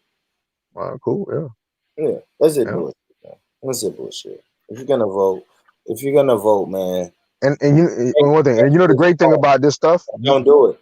The great thing about this, hold up, let me say something. But the great thing about the great thing about the vote, it's not even about candidates. Some shit is about, do you want this? Say check yes. Do you like? There might be something. Do you want a reparations? Because they ask you questions like, do you want felons to vote? That shit ain't gonna be on the ballot. Cool. But I'm saying there is shit like that on ballots. So I'm trying to get at. That's something I want to stress for people who ain't never, you know what I'm saying, ever want to know what's on it. I'm gonna tell you this: people who are telling me to vote, they're doing a horrible job of letting me know that, or putting those situations out on the table, because they're telling me to vote Biden. They're not saying, "Hey, vote local schools, your local school system, or this." Like, it's none of that. That, you know what I mean? Like, but the thing is, you would even vote for them if they did that, though, right? Or you would? No, you can't. You wouldn't, right? No, you can't. So that's what I'm saying. So like, if them people know that, why would they even approach you? I don't like the what if. Let's start with make it happen, right? Let's don't keep saying what if. That's like, hey, Born Rich, if you had $1 million, would you open up a community center? And it's like, okay, bro, look, first let's get the $1 million. Like, let's make it happen before we keep saying, if this were to happen, then you wouldn't do this, or you would do this. Like, nah, let's don't do this. So let's make it happen first. Like, who's on that? So I'm saying, did that ever happen to you in your life, though? Did it ever happen to your life that somebody did do that, or no, never? No candidate ever did that. Has a candidate ever stressed you about local stuff? I want to do this for school. Ever did that to you? Ever? Or they never did that before? They say it. They talk it. But then it's more gentrification. But they don't do it not enough. Hold up, they don't do it enough, though. What you saying? They don't do it enough? Remember, you said people do a poor job of. I'm saying they can't stop this system that's going, man. It's a lot of local candidates that's saying we're going to stop gentrification. Vote for me. They get in office and then bam, now they're selling up more portions of the neighborhood. I mean, like, come on. That's true, yeah. But what I'm saying, I don't blame them. I blame the system that they were voted into. The system they were voted into is I get you that. System. Absolutely. And that's why I can say that about reparations. Like, in my mind, do I ever think we're getting reparations? Hell no.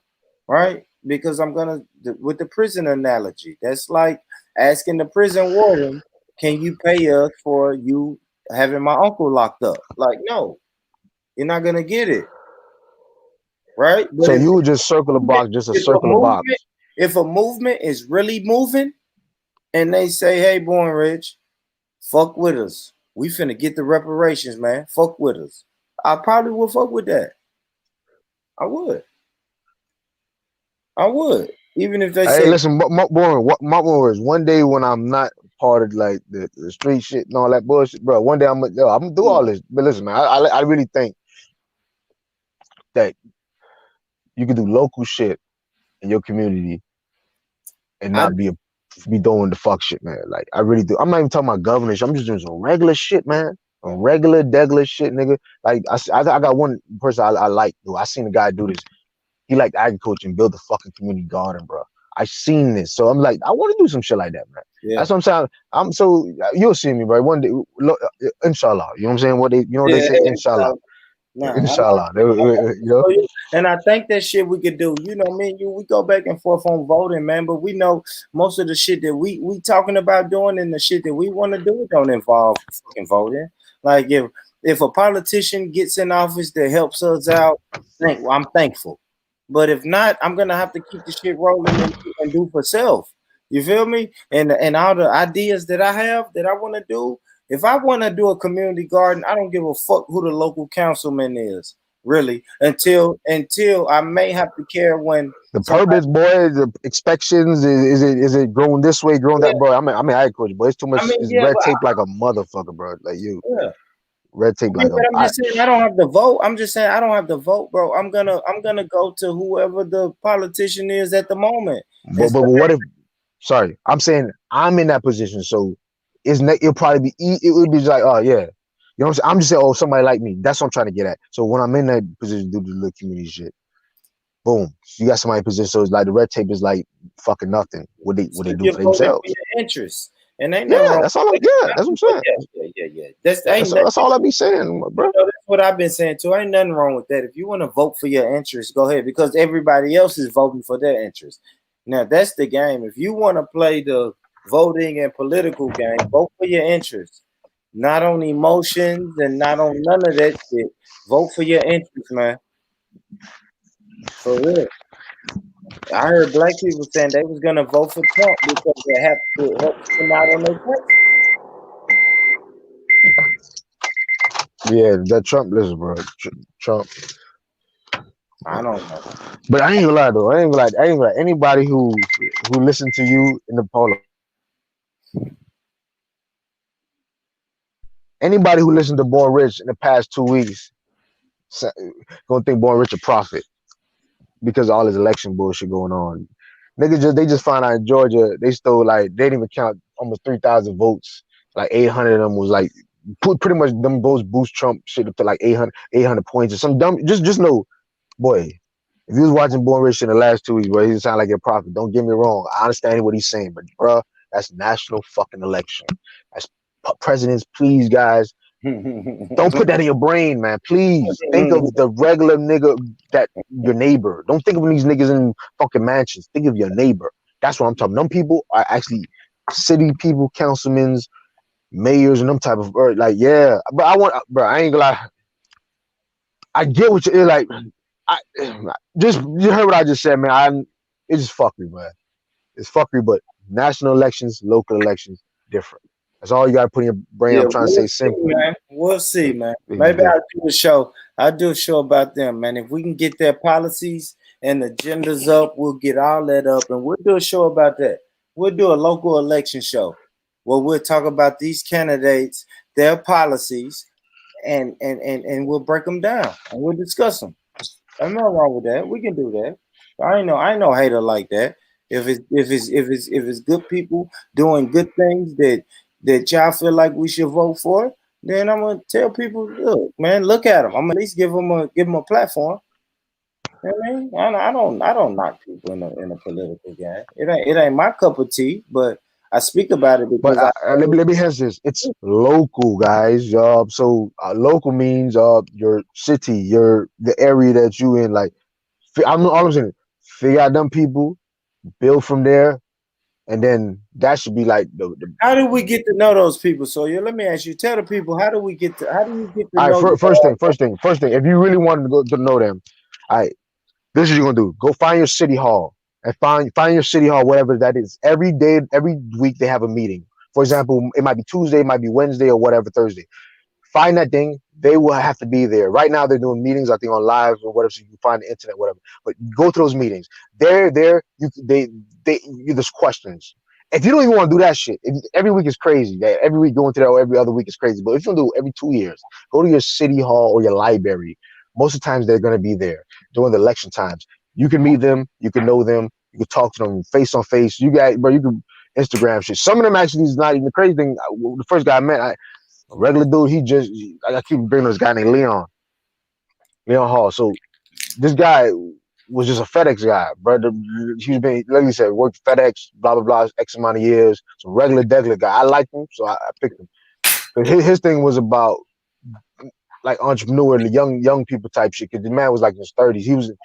He's not the normal Miami Gardens people where they in their 50s, old people, like the old black people, but they black. But he was different. He was young. You feel me? So yeah, you can beat them all day. I just gave y'all two places where I guarantee not guaranteed. I'm 99% sure that they will be there most of the time. If they're not, they're not supposed to get paid. That's the duty. That's what they're getting paid, the extra check, even if they got another side job. So they're getting 30,000, 40,000 just to do that, plus the check that they do, whatever the fuck they do on the side. So they have to be there. They have to do that. So they have to answer to you. You can respond to them. Actually, you got called to their assistants. You can talk to them very easily. Go on the internet, type in your community, your local area, type in .gov at the end. You'll look up who they is. You can email them, call them. I do this. You can literally call them, set up a meeting to talk to them. They'll respond back to you. First time I did that, I got fucking weird. I'm a dude from like I said, I'm a dude from the streets. Imagine a congressman, a councilman calling you back because you talking about I'm interested in this community garden. And I got scared. I didn't even answer the fucking call. I ignored him for a good couple, 2 weeks. It's not even in a month. God was like, damn, the motherfucker actually responded. That's some crazy shit. They're gonna hack my phone and shit. All that type of shit I'm thinking about. But it's some regular people, bro. All I'm saying, get involved. That's what I'm saying. One day I gotta get my, you know what I'm saying? You know what I'm saying? Distance myself from certain people. So you know what I'm saying? So I got nothing around me that could fuck me over, and then I'm gonna do it straight up. I just gotta get to that point. Inshallah. There we go. My man. Sawyer. Yeah, man. That rant by Sawyer was brought to you by Love's Funeral Home.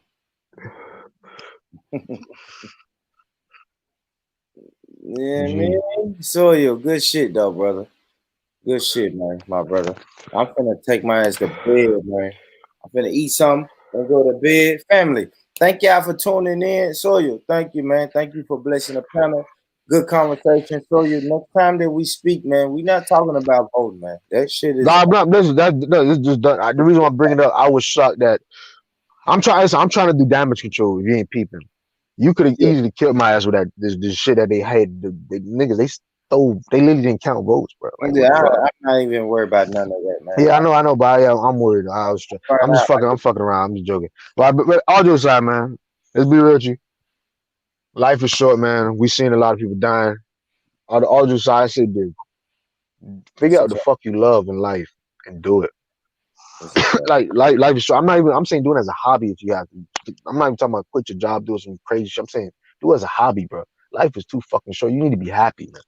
You need to start worrying about a lot of bullshit, man. Like I don't know. Maybe I'm different. I don't even have I don't have Instagram. I have it because, like I said, I had to get. I literally created Facebook, all these Instagrams because I had to do it for school purposes. I don't even do none of that shit. Maybe that's why I'm like this, but bro, I need to stop paying attention and keep it up with the Joneses, dude. I'm saying a lot of shit. Like, I don't even want to hop on this King Von shit, but the King Von shit is like, dude, if you watch the video, some of his mans didn't even have a gun at appropriate times. Someone ran like, dude, you can't. Like, you know what I'm saying? You can't be talking like that and you keeping up the Jones. Oh, I got a gun. I'm talking, and you don't have it. Especially in a place where everybody got guns. It's open carry, nigga. Yeah, So you gotta think, man. You have it's to. crazy to me. That's what I'm saying, man. You gotta think, man. We gonna get deep into that tomorrow. Like, for the people who just tuning in, rewind the show. We spoke about that, man. You have to think, man. It's thinkers. It's thinkers and non-thinkers. You want to be in the category of thinkers, for real, man. A lot of people. And one thing I do see, I know I've seen a lot of people just obsessed with this King Von. But I'm saying one thing there's two black men involved, and you put yourself in the other guy's situation also. Yeah, I don't want to bury the guy who did this thing. But the thing is, if my brother is getting looked like jumped by people who are notorious killers, I'm not even saying nothing. But that's what there's another black man, two black men. But yeah, we gonna say senseless killing and all that. But yeah, we got to put two and two together, though. In Georgia, I'll see. Yeah, man. We're gonna get into that. We're gonna get into all of that tomorrow, man. What is the definition of real? What makes you pussy? What makes you tough? Oh, damn! How do you react? How do you react in stressful situations? You know, like we getting in the holiday tomorrow, man. Good shit, man. Good shit. Good shit tonight, family. Like I said, tune in tomorrow, man. Tomorrow, if you just not tuning in, hit the like, share, subscribe button, all of that good shit. Um, Tune in tomorrow, man. Like I said, good show, good guest tomorrow, dope shit going on tomorrow. So y'all tune in. So I appreciate you, my brother. I appreciate you, man. Still shopping, still, bro. Trust me. Yes, sir. I love the back and forth, but that's how I know I can fuck with you. You feel me? Yeah, nah, that's you. Yeah, Yeah, I love the non yes man, but I love that shit. So hey, big yourself up. yeah, man. Salute to you, for you, man, and salute to the family, man. Thank y'all, man. Salute. I didn't do a lot of shout outs tonight, but like I said, y'all, today was a spur of the moment preview show. I wasn't supposed to be on here 3 fucking hours, man. It's supposed to be like an hour thing to promote tomorrow's show. But I hope I did the job, and I hope I see the same people tomorrow. It may be late as hell if you're in the UK, but fuck with me. It probably be a little bit after your UK shows go off, man. Y'all stay up, fuck with me. If you're in America, you know what I'm doing. I'm coming back tomorrow with a powerful guest and some dope conversations, man. Listen, man, if ain't nobody told you today that they love you, let me be the first one to say that I love you, I love you, I love you. Peace, man. Big up Princess Dominique. Love everybody. Big up.